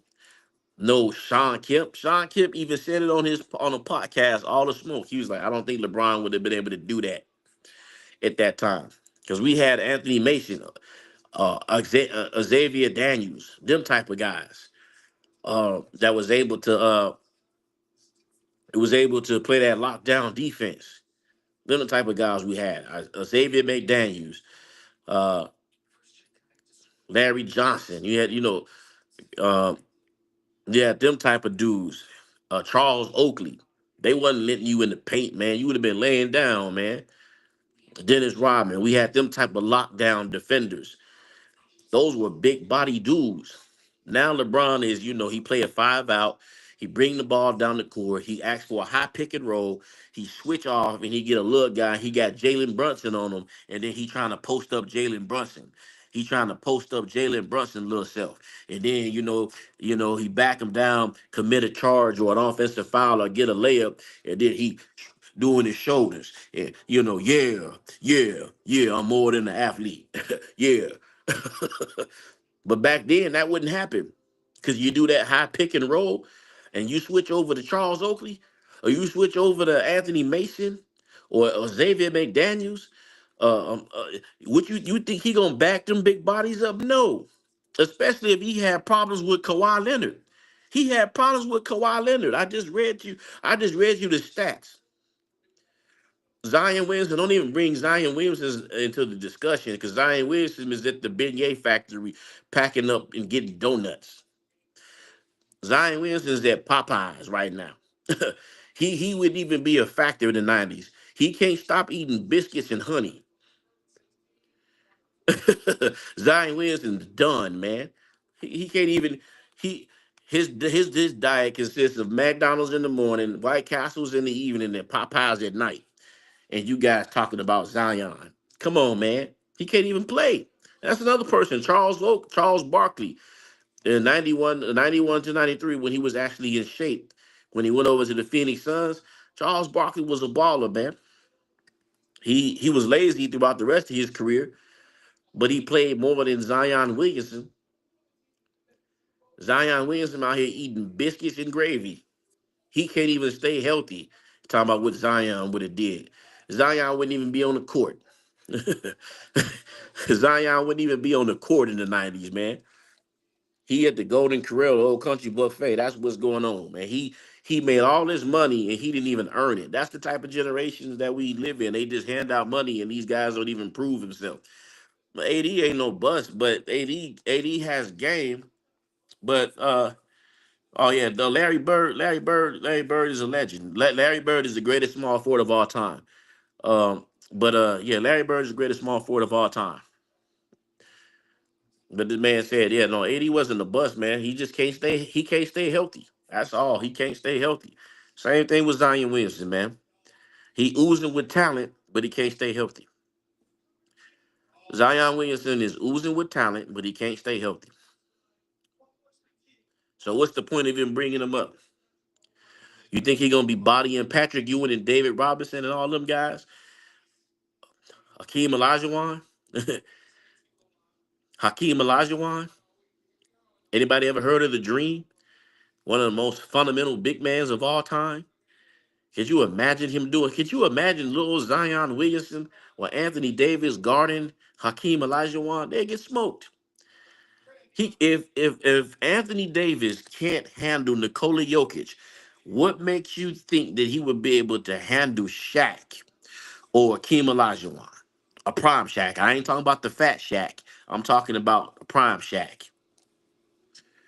Russell Westbrook got a better mentality than a lot of than LeBron. He's he I put Russell Westbrook in that day. He attacked the basket and stuff like that. Now, how successful he would have been, I don't know.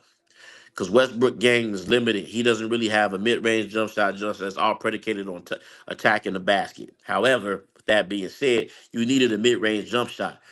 And he don't have a mid-range jump shot. Not necessarily a three, because the game really wasn't predicated on three-point shooting. It was getting to the basket, playing with your back to the basket. Karl Malone is one of the best players playing with his back towards the basket in the NBA.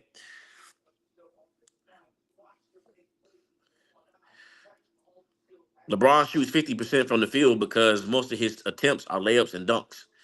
But LeBron James' true shooting percentage from mid-range is 37%. Okay, this year he increased his 3-point shooting, but overall he's not a good free throw shooter also. So that's another thing. He's not a good free throw shooter. He shoots 37% from the field on mid-range jump shots, but he shoots 50% from the field because he does nothing but layups and dunks. Matumbo was one of my favorite players. Dikembe Mutombo, that's another person. Thanks for bringing him up. Dikembe. Dikembe Mutombo would have been in the paint going crazy. The Kimbe McTumbo would have been in the paint going crazy, man. The Kimbe McTumbo was the man.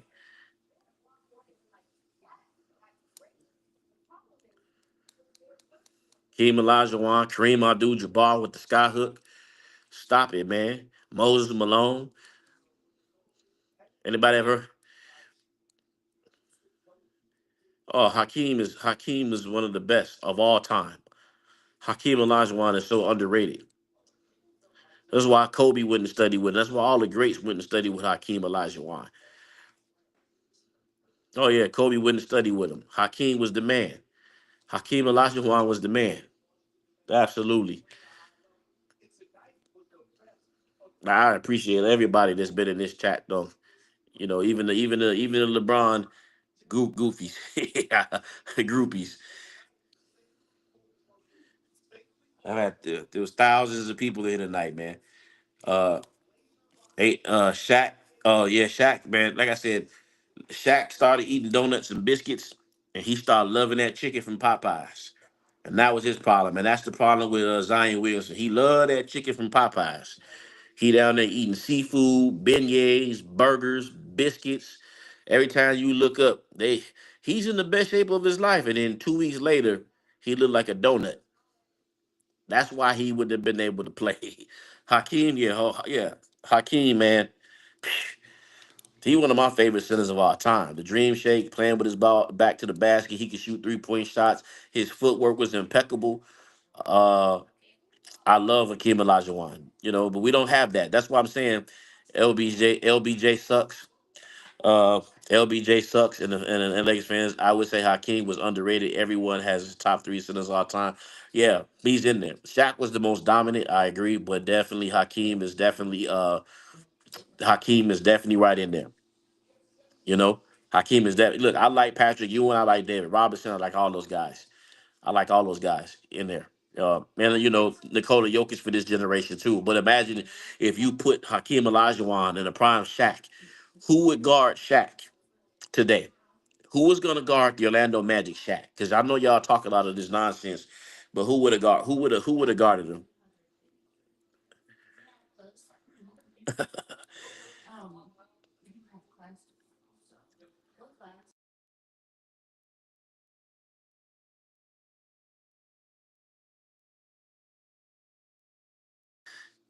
Uh,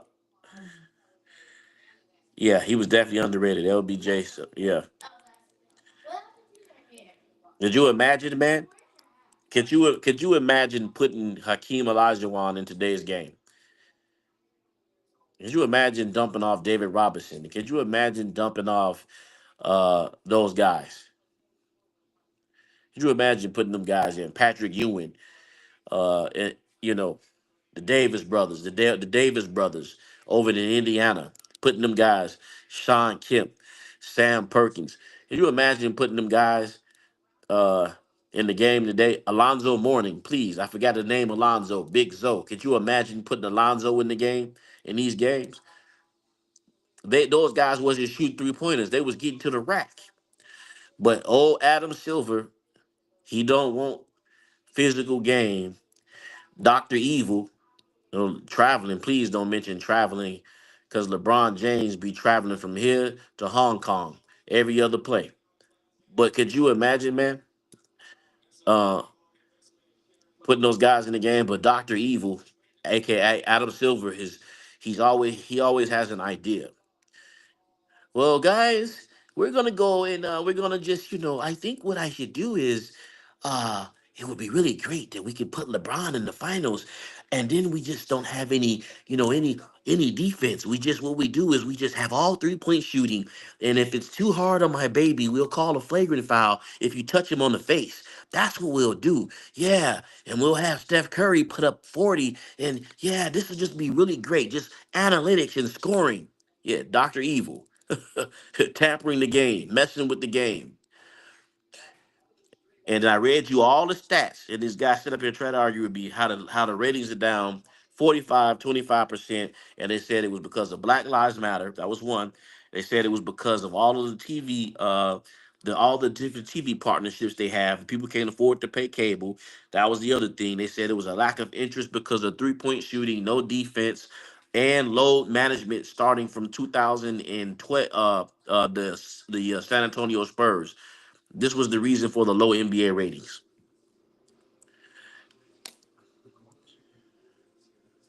Oh, we forgot about Dominique Wilkins too. Dominique Wilkins was another person, the human highlight reel. I get tired of people, mocking and making fun of my generation. You know what I'm saying? There's no honor. Sabonis would eat too. Yeah, Sabonis was another one. He had, some injuries, but Sabonis would eat too. I get tired of people just, they don't pay homage anymore. These young guys, these new generation guys, they're just disrespectful, man. They don't have manners. No one taught them to praise other people. The only thing they do is just be disrespectful to their elders. They already think they know it all, and it's like, come on, man. Prime example. I'll give you this before I get off. Anthony Edwards is getting double teamed, and he after he said that Michael Jordan didn't play against anybody who was skilled. Recently, he called Michael Jordan and asked Michael Jordan for help. Why are you calling Michael Jordan and asking Michael Jordan for help if our era sucked on the double team? Go watch. You said go watch the '90s dunk contest. They were, but okay, I can't say the word because I got kids around. However, let me say you this: the dunk contest is so bad right now. Matt McClung is the one that's participating in the dunk contest. The dunk contest is so bad they petitioned Adam Silver to cancel the dunk contest. And you want to talk about the dunk contest in the '90s? Okay, we had or the 2000s. We had Vince Carter. Ain't nobody dunking like Vince Carter, Dominique Wilkins. They're not doing that stuff. Michael Jordan. Those guys participated. LeBron has never participated in the dunk contest because he's afraid that he's gonna lose. They talking about getting rid of the dunk contest and the All-Star weekend. This happened under LeBron James' watch. So for you to put that comment in the thing, to tell me that the dunk contest was whack. What you think this is? Me and my family don't even enjoy All-Star weekend. We don't even enjoy it. I watch it because I do basketball content, but outside of that, it's trash. He said the dunk contest. The weakest teams in the '80s and '90s would, oh yeah, because you know what, those guys had mental. It was the mentality, man. They weren't mentally weak, man. Those guys operated off of strategy, and maybe some of those guys might not have jumped as high as Zach Levine and stuff like that. But guess what? They know how to get to the paint. They know how to make the right pass. They know not to just be jacking up a bunch of threes. The coaches wouldn't allow that. They wouldn't be making transition threes and shooting and bricking them, and then bricking another three and throwing it over here and bricking another three over there. No, if the jump shot don't work, they'll get to the paint. Look at the Boston Celtics. Their whole game is predicated upon 3-point shooting, man. Oh yeah, I understand it's a business. I understand it's a business. It's always a business. The bottom line is a business, but the game was better. It was just more fundamentally sound. That was it was fundamentally sound. It was more, we had Muhammad Mahmoud Rauf, we had Robert Pack, we had Kevin Johnson. We had ballers back then. Penny Hardaway. Uh, we had all those guys. Allen Iverson, man. Isaiah Walker, J.R. Ryder on the team, man. Uh, we had ballers. Sean Kemp. Y'all act like we didn't have ballers back then, man. Y'all act like this stuff is new. The game is evolving. Well, if the game is evolving, then why are the ratings going down? It's evolving for the worse. It's evolving for the worse. And the proof is in the product. If Adam Silver's plan don't work right now, the NBA is in trouble. If his plan don't work with this in the in-season tournament, they put a lot of money invested into it, and those ratings were down too. NBA in-season tournament ratings down. Viewership for the NBA Cup down double digits. Okay. Oh, Iverson would average 50. 10% from last year's inaugural season. The tournament was averaging 1.5 million viewers on TNT, just 1.16 million viewers on ESPN to date. The entire regular seasons on ESPN is down 28% over a year ago. So the NBA season tournament is down already. Dr. Evil thought that it was a good idea to do this. Well, we'll just have an in-season tournament. That's what we'll do, guys. We'll just set it up and we'll pay the players some money to play the game. That's how we'll take care of it. No, nobody want to keep seeing LeBron. That's what we're tired of. We're tired of seeing the same storyline. Oh, LeBron James, he's the locomotive. He's a big truck. Oh my God, he's just a locomotive. He's too big, too strong. He's more than an athlete. We're tired of seeing it. Ben Simmons would be MVP. You just got diarrhea in the mouth. That's what we're tired of seeing. Same old storyline over and over and over again. And when in doubt, what they do? Let's promote LeBron and the Lakers. We got all this. They got all the talent in the league right now. Morant, SGA. They got all the guys in the league right now. Uh, Wembanyama. But when I turn on LeBron Center, yeah, Lee ESPN, that's all I hear is LeBron James and the Lakers. So, you know, that's the reason why the product is going down. That's the reason why the drop in the viewership is declining. And the man said, Ben Simmons, yeah, you must be 10 years old. Ben Simmons can't even play 10 games in the season. Thank you for the cash. Thank you for it. Cavs winning all this year. Oof, I don't know, man. I don't think the Cavs are going to win this season, but I don't think that's going to happen. The man said, "Ben, I don't think the Cavs going to win. The Cavs got a dog team, but you got to understand this: if the Cleveland Cavaliers win without LeBron, then what does that say? They're not going to let them win without LeBron. And I want you to imagine this: the Cleveland Cavaliers, one of the hottest teams in the NBA. Why don't they promote them? And if they put the Cleveland Cavaliers, they don't even promote the Cavs. And if they put the Cleveland Cavaliers in the NBA Finals, who's going to watch it? Because it's a business. So if the Cleveland Cavaliers get to the NBA Finals, who's going to watch? Are you going to watch the Cleveland Cavaliers? Now, I would watch them because I'm a basketball fan, but people don't want to see that. They want to see who they got. Donovan Mitchell over there. They don't have anybody over there that's name brand that's going to really. So Adam Silver would be jumping off a cliff probably if that happened. Uh,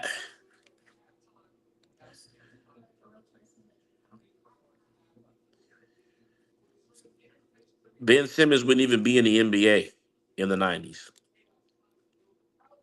He'd be useless. They would be better off getting you and me to run up and down the court and dribble the ball. That's all he do. He don't do anything else. He wouldn't even be on the team. Thanks for make sure you hit the like button again at Raw Sports TV 23. Uh thanks for if you want to send a super thanks. Cash App is at Raw Sports TV 23. Braun is not the GOAT. Can't be the GOAT with 6 finals losses. And they ain't got nothing to do with age. Did you pass math? That's very simple. It don't take me that much to count. It don't take me that much to count. Six titles, 6-0, 3 rings, and one was a bubble ring, and 6 finals losses. And then Anthony Davis was the best player in the bubble. Anthony Davis was the best player in 22-20. And RIP Kobe Bryant, that just went off on TV, but that ring was for Kobe. That was for Kobe. Cavs do look good. No, I'm not saying they don't look good. I'm just simply saying that business wise, I think the NBA would rather put Boston in the finals because Boston is a big market. Putting the Cavs in the finals, like the year the Miami Heat went to the NBA finals, all the Bron sexuals was complaining, man, it's boring. Jimmy Butler versus but they going up against Denver. So all the Bron sexuals complained that it was boring. They didn't want to watch it because they're not really sports fans. They're LeBron fans, and the problem with that is because the NBA don't build up its other teams. If they would build up the Miami Heat and promote them on their big networks and things of that nature, then that would work out when the time like that happens in college, and you would have people would turn. You wouldn't have this negative viewership, but all of the uh, focus is on one player, and so you get that one player as a savior, and no one else wants to see anything else but that one player. So that's my issue. That's why that's down. If you want to send a super thanks, you can. And if you want to send a cash up at Raw Sports TV 23, Uh, we work hard, try to bring. I'm not even on the part of the old generation or the new generation. I'm right in the middle, kind of 28, and the product now is bad. He's right. Yeah, everyone in the 20s acting like, yeah. I mean, yeah. The Pistons in '04 and '05, they had no superstars. Yes, but how often does that happen? How often does that happen? I want you, if you think about the last 10 years, who's been in the NBA Finals? The last 12, 13 years. Steph Curry, right? He's the when it comes to popularity right now, if you just do a Google search right now and ask for the most popular players, I think LeBron is one, Steph is two, and then Luca is three, right? So with that being said, how you doing? You're new. Make sure you hit the like button when you come in. Thanks for coming. But Steph Curry is number two. So Steph and LeBron have been in the NBA Finals. How many times did they go? Four times. Steph Curry has been to the NBA Finals five times. Uh, maybe five or maybe six times in the last 10 years. Right? They lost in 2019 and they lost in 2016. Right? I do like Mutombo. Mutombo, we already talked about him. He's one of my favorite players. So Steph Curry and LeBron have been in the finals a lot. LeBron went to 10 straight finals. So that shows you right there that the NBA wants to put the most popular players in the NBA finals, not necessarily the team that's playing the best basketball. Right now, the Cleveland Cavaliers are playing some of the best basketball in the Eastern Conference, and the Oklahoma City Thunder are playing the best basketball in the Western Conference. Put those two in the finals, but uh, they don't want to do that. And SGA could be a rising star all they got to do is promote it, man. All they got to do is promote it and put it out there and build it up. And people will watch it. But see, they program people and conditionalize them to not focus on those things, but to focus on one person. And I love Steph Curry. You know what I'm saying? When Steph Curry, you know, they had Kevin Durant in the NBA.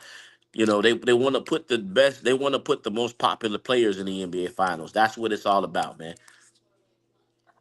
That's why we had so much Larry Bird and Magic Johnson. And now Magic Johnson was, I love Magic Johnson, best point guard of all times, in my personal opinion.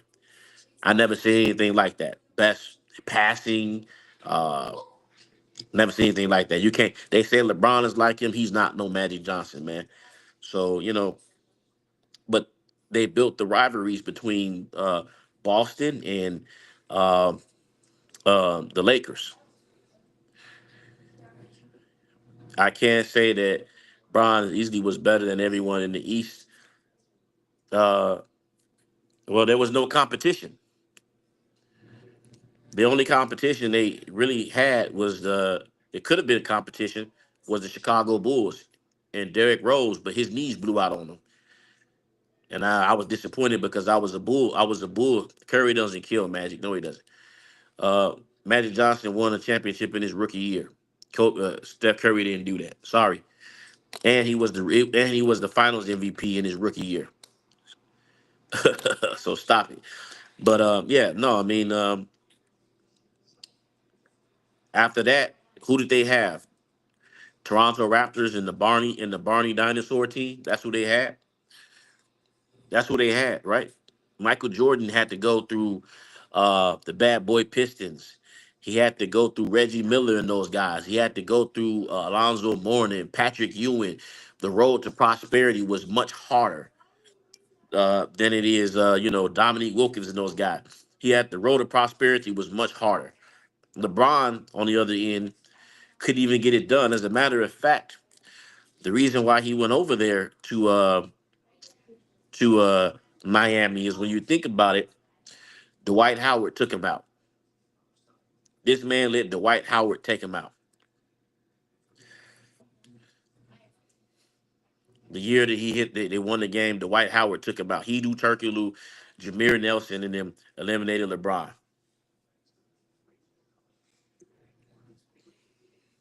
He do Turkoglu, eliminated LeBron James and Dwight Howard in the Eastern Conference Final. Now, I want you to understand something. The NBA spent a lot of money on commercials, right? They spent a lot of money on commercials, and they were trying to get LeBron James to go to the NBA Finals, right? That's why they had the Sprite commercials with the puppet, and it was Kobe versus LeBron. That's what they wanted that year, and that failed to manifest also because LeBron couldn't get it done. So what happened? They knew this was going to happen. That this guy had been a failure for a long time. And I'm not trying to diss LeBron. So they got to put everybody around him that can help him succeed. They knew his game was severely limited in certain aspects. So they want to put him on teams with shooters. Like in Miami, you had what was it, Mike Miller, Ray Allen, House. You had all these guys that could shoot the basketball around him because he wasn't really a great 3-point shooter. And his game is very simple. He has the ball in his hand. He's going to bring it up the court. He's going to play a 5 and out. He's going to penetrate, use his size. If you take his size away from him, he really don't have anything. This, so what he wants to do is when the defense collapse on him, he wants to push the ball out to the corners and to the wings and have them shoot shots. You know what I'm saying? And so that's why here in LA, and other teams he's gone on, they have to have the Cal Culvers and all the other guys on the team that would be able to, shoot jump shots and knock them down for him. That's why they always need. But see, if he had, other aspects of his game developed, like a post game, a mid range game where he could be, he wouldn't need all that. And so the NBA knows that for him to excel, you got to stack his teams. That's what you got to do. You got to stack his teams. And the Golden State Warriors, when they came along, they weren't expecting that to happen because Steph Curry was always injured.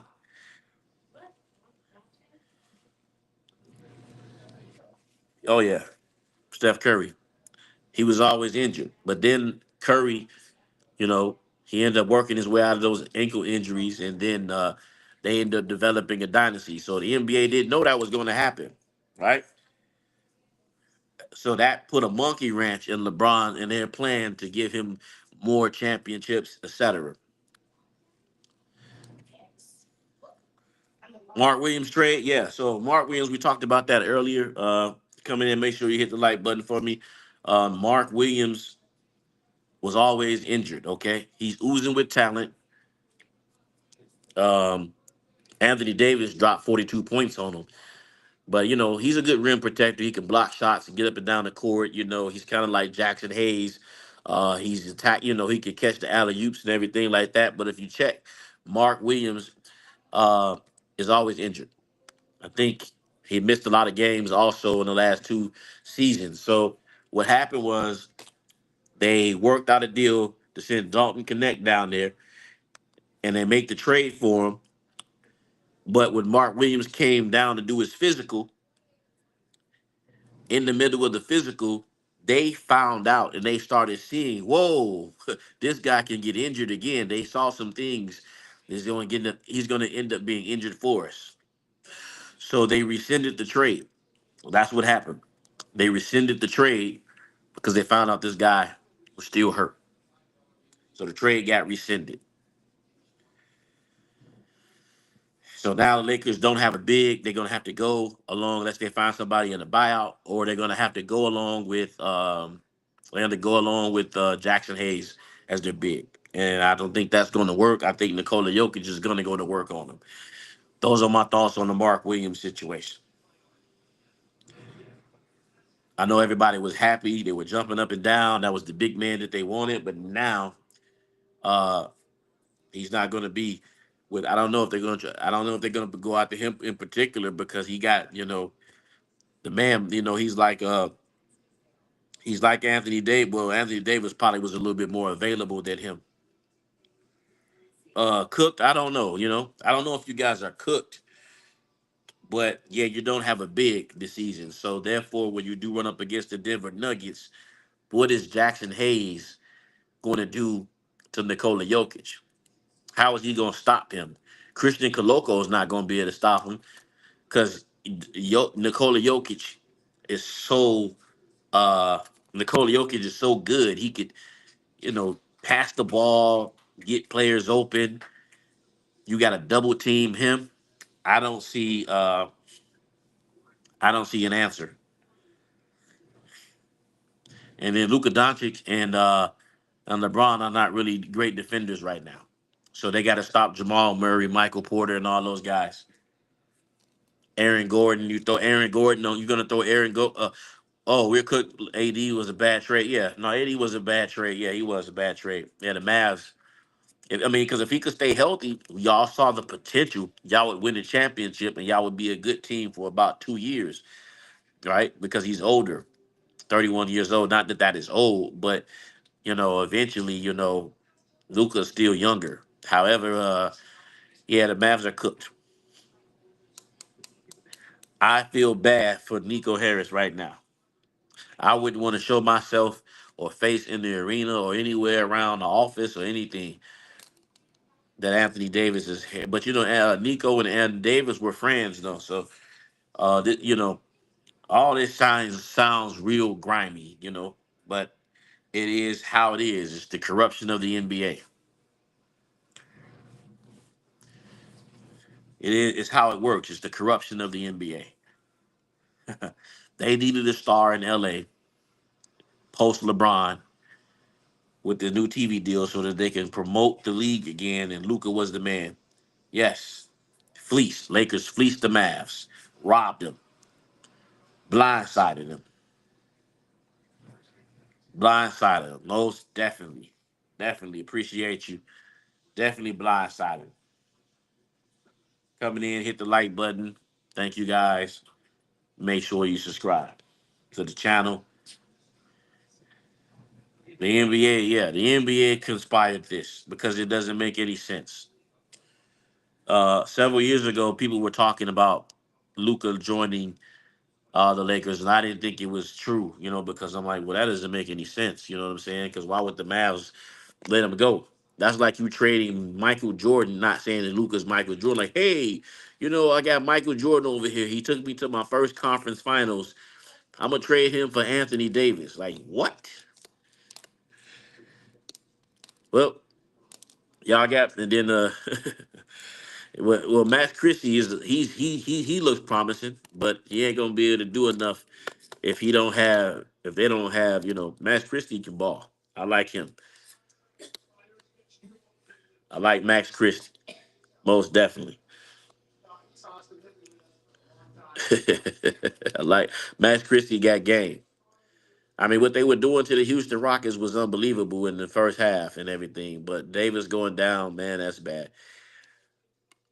I don't know, man. I think the Magic are cursed, man. I think the Orlando Magic, well, they're playing worse now. I don't know what's going on with them, man. I think this is one of those, or they haven't been able to get it right. I mean, go back and look at their history, man. They end up losing Shaquille O'Neal. They drafted Penny Hardaway.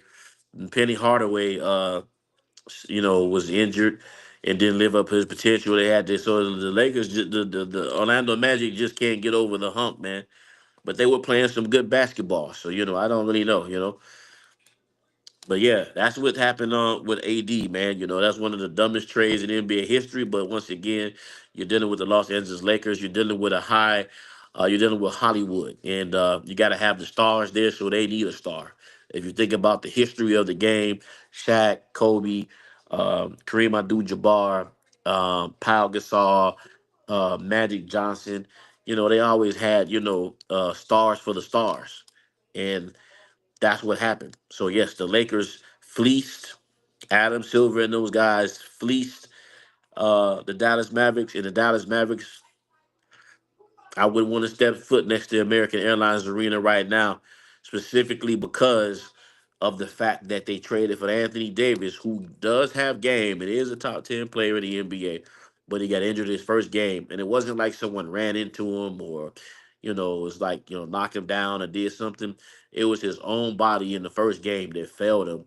And it was a non contact injury that's going to cause him to be out for a while because anybody know about a growing injury that could be a very nagging, serious injury, especially since it's a reoccurring injury. It's not something that he's just experiencing, but it's reoccurring.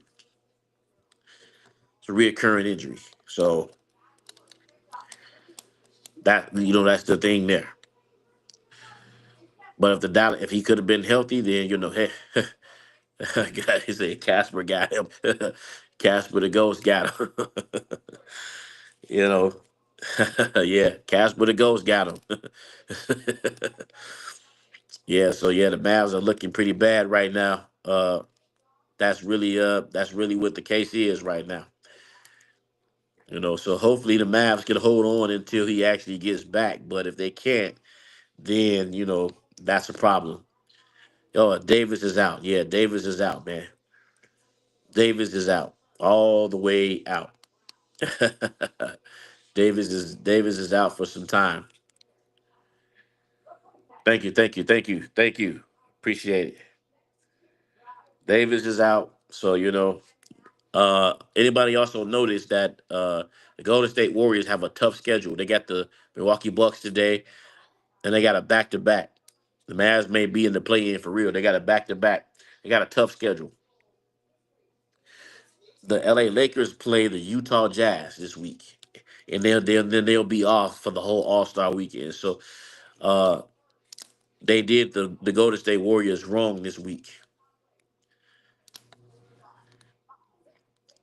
Curry may be not playing today. He is Steph Curry is he's doubtful, but he could play. He may not play in today's game because they got to turn around. Today's Monday. They're gonna play Tuesday and Wednesday.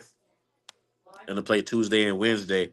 So someone set up the Warriors, did them dirty with a bad schedule. Then they go right into All Star break.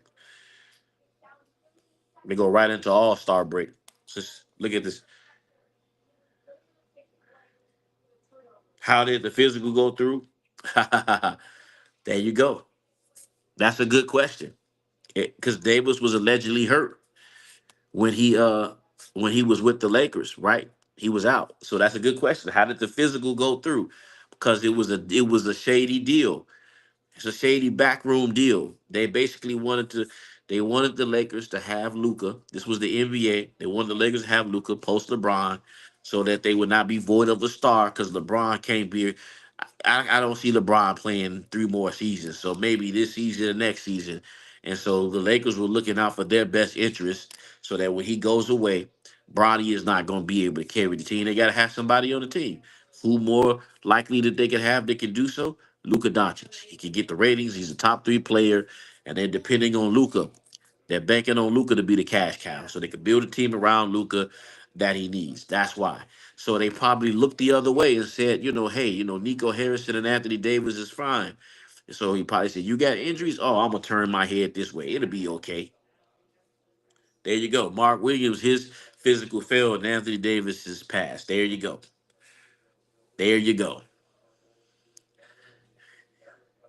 They wanted that trade. The NBA wanted that trade. It's a business. The NBA wanted that trade.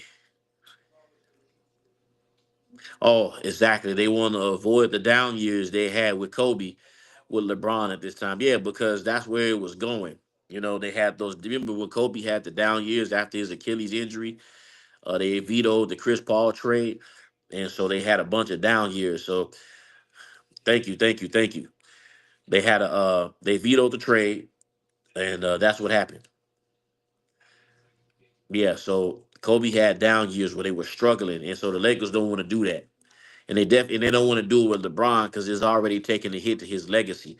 Because in 2019, I hate the Lakers too. Yeah, with a passion. 2019, when LeBron came over, uh, I mean, Draymond is what he is. He knows the offense. Yeah, he can still be productive. But in 2019, the Lakers missed the playoffs. Right, 2020, Kobe, situation happened, and then they won in the bubble. 2021, they didn't even make. I think they got eliminated in the first round by the Phoenix Suns. 2022, they had Melo on the team. They did not make the play in. 2023, the Dallas Mavericks. Um, no, the Denver Nuggets swept them, and in 2024, the Dallas Mavericks beat them in the playoffs. So, what 7 seasons? 7 losing seasons out of 8 or something like that for LeBron. So Butler is good. Yeah, I think how many seasons LeBron has been in LA? 7, if I'm not mistaken. Who's your team? I like the Golden State Warriors. I love the Warriors. I like what the Warriors. I like the Warriors. Ratings with the Lakers in the playoff increases. Oh yeah, absolutely. So if you have ratings with the Lakers, uh, yeah, that's gonna bring in that's a business. So the ratings increase because they got a very huge fan base. You ever notice the games when they travel, how huge sometimes the Lakers fans travel? So the Lakers fans, they be all over, man. They got a huge that's a huge fan base. I didn't even realize it until I went to a few games and I'm like, man, there was so many Lakers fans. I'm like, man, this fan base is huge.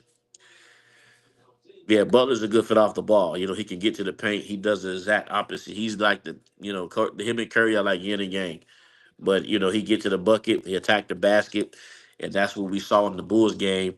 And while Curry is OKC in 4, hopefully OKC wins. I wouldn't mind seeing that OKC in the Western Conference Finals. I'll take that. I would want them to go all the way, win the championship. Hoping for LA versus no, that's what the league wants. LA versus Boston. I don't want to see it. I'm tired of that. They milked that. Who needs another score? You talking about the Lakers, or are you talking about the Warriors? Because the Warriors got Jonathan Kaminga coming back, and then they got Jimmy Butler. Jonathan Kaminga was balling before the end, so they could put together something with Butler and do something. Okay. See, I don't know if they need another score. Uh, Kaminga, yeah, no, Kaminga. I think his contract expires this season, so that's going to be interesting to see if the Warriors are going to shop him. But if you keep him on the team, you have him, Moses Moody, right? You got Quentin Post, who's playing good. Um, you got Pods, who I'm not really in love with, but you put Butler and stuff like that, so they got a bench. They can get out there, they got and score and play. So but you will have both. You have two slashers on the team. Buddy Hield is the one that's up and down. Buddy was playing good, but now he's not playing that good. I hate Boston. Yeah, I'm just, what the thing is, I'm just tired of the historicalness of it. They've been to the finals so many times. It's just like, look, man, let's change this narrative. But that's what the league want to do. They want to. Anytime they put Luka Dončić on the Lakers, uh, they put Luka Dončić on the Lakers for a reason, and that reason is so that they could try to send him to the NBA Finals. So I don't like I said, I don't know if it's this season, but they're definitely setting it up. If they got to rig it, call a bunch of fouls, do foul people out, they're gonna push those two teams to be in the NBA Finals. Kaminga is genuinely a superstar being held back by. Well, yeah, I mean, you could say that. I don't know about a superstar, but I think he can ball. But I think we just gonna have to see how that's gonna feel. I like Moses Moody. We got to see what we got to see what they gonna do. Kaminga is trash. I mean, he could ball. Like I said, I don't know if he's a superstar. No, the Warriors ain't trash. I like what I saw yesterday, but it's just one game. Okay, so they just need to get healthy. They not had a healthy roster all year. Yeah. Well, hopefully they stay healthy because SGA is balling, and I would love to see him in the NBA Finals. Any team except the Lakers. Warriors can't shoot. I mean, they don't have a lot of prolific 3-point shooters right now outside of Steph Curry. They lost Clay. Um, and Buddy, I thought was going to be a good replacement. And he hasn't been that great this season. He started off okay. He's cold now, but if Buddy could, turn it up a notch and go back to the player he was at the beginning of the season, I would love that where he can get 28 points. Butler can get you 25, and Curry go crazy. That'd be nice. No, I don't think the Cleveland Cavaliers will win the NBA championship. Absolutely not. I love what I'm seeing from them, though, and I think they got tremendous upside. But it's a business. I don't think the Cleveland Cavaliers are going to go to the NBA Finals. It's a business. It's a business, man. They're not going to do that. They're not going to put them in the finals. uh, I think the Boston. They don't. I don't. They're not going to beat Boston. They're not going to be able to beat Boston. Boston is their Achilles tendon. Brothers Curry gets doubled every play. Well, you're not going to be able to double him every play now because if you double him right now, then that means you're going to leave Jimmy Butler open. And Jimmy Butler can shoot the 3-point shot, then he can attack the basket, cut to the basket, and score. He does a little bit more offensively than Wiggins. Lakers at Boston, that's going to happen. That's definitely going to happen. But I don't know when. Hopefully it's post LeBron because I don't want to hear the LeBron sexuals twerking it up and pouring honey over themselves. Yeah, Giannis on. I don't think Giannis is on. I think. Well, never mind. But there could be one person that's juicing. Yeah, we Boston's small compared to the Celtics. Boston's Butler can't shoot. I mean, he scored 25 points last night. So if you double Steph Curry, you don't want to leave Jimmy Butler open. You don't want to leave Jimmy Butler open. You double Curry. Now you got another scorer on the team, which they didn't really have, who's looking to score. He's looking to make the right play. He's looking to, do the right thing. Giannis to Miami or Houston. Well, if they don't win, now they got him Kyle Kuzma. Yeah, they're gonna lose. I think they do. Uh, I think they do want to have Giannis in a big market. I think they want to have Giannis in a big market because Milwaukee is not a real big market, so they may get him up out of there. You are right about that. Butler got 15. He was attacking the basket, so that's what they need. Do I think overpaid for Butler? Well, at this point, they had to make Steph Curry happy. Steph Curry wasn't happy because they weren't winning. But you saw the game yesterday. Steph Curry was smiling. So what they did was they said, "Hey, we're gonna pay right now to make our franchise player. We're gonna go all in on him." That was what they were saying. We want to see him smile. We want to see him happy. We want to see him happy. So that's what they did. They paid the money and they want to see Steph Curry happy. Thank you, thank you. They want to see Steph Curry happy, and that's what they did. So they paid, yeah, they paid for him for the next couple years, and so hopefully Jimmy Butler can produce and take some of the pressure off of Steph Curry, but not having Klay Thompson there, who Klay played bad the last season also, and provide some scoring for him. Whether this is going to push them to the championship, I really don't know. But I wouldn't underestimate the Golden State Warriors. I hate it too, but I wouldn't underestimate him. No, that's not gonna happen. Giannis not going to the Lakers. They wouldn't do that. They ain't gonna do that. That would be crazy. They ain't gonna let him just walk. He's not gonna do the Warriors better than Sacramento. At this particular point, they out got DeMar DeFrozen and Zach. I don't think they gonna do nothing. Zach DeMar didn't do nothing in Chicago. That's a first round exit right there. If they make the playoffs.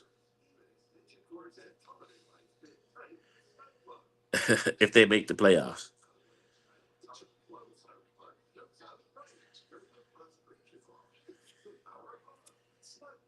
They got to make the playoffs first. Do I think Golden State will win the championship? I don't know.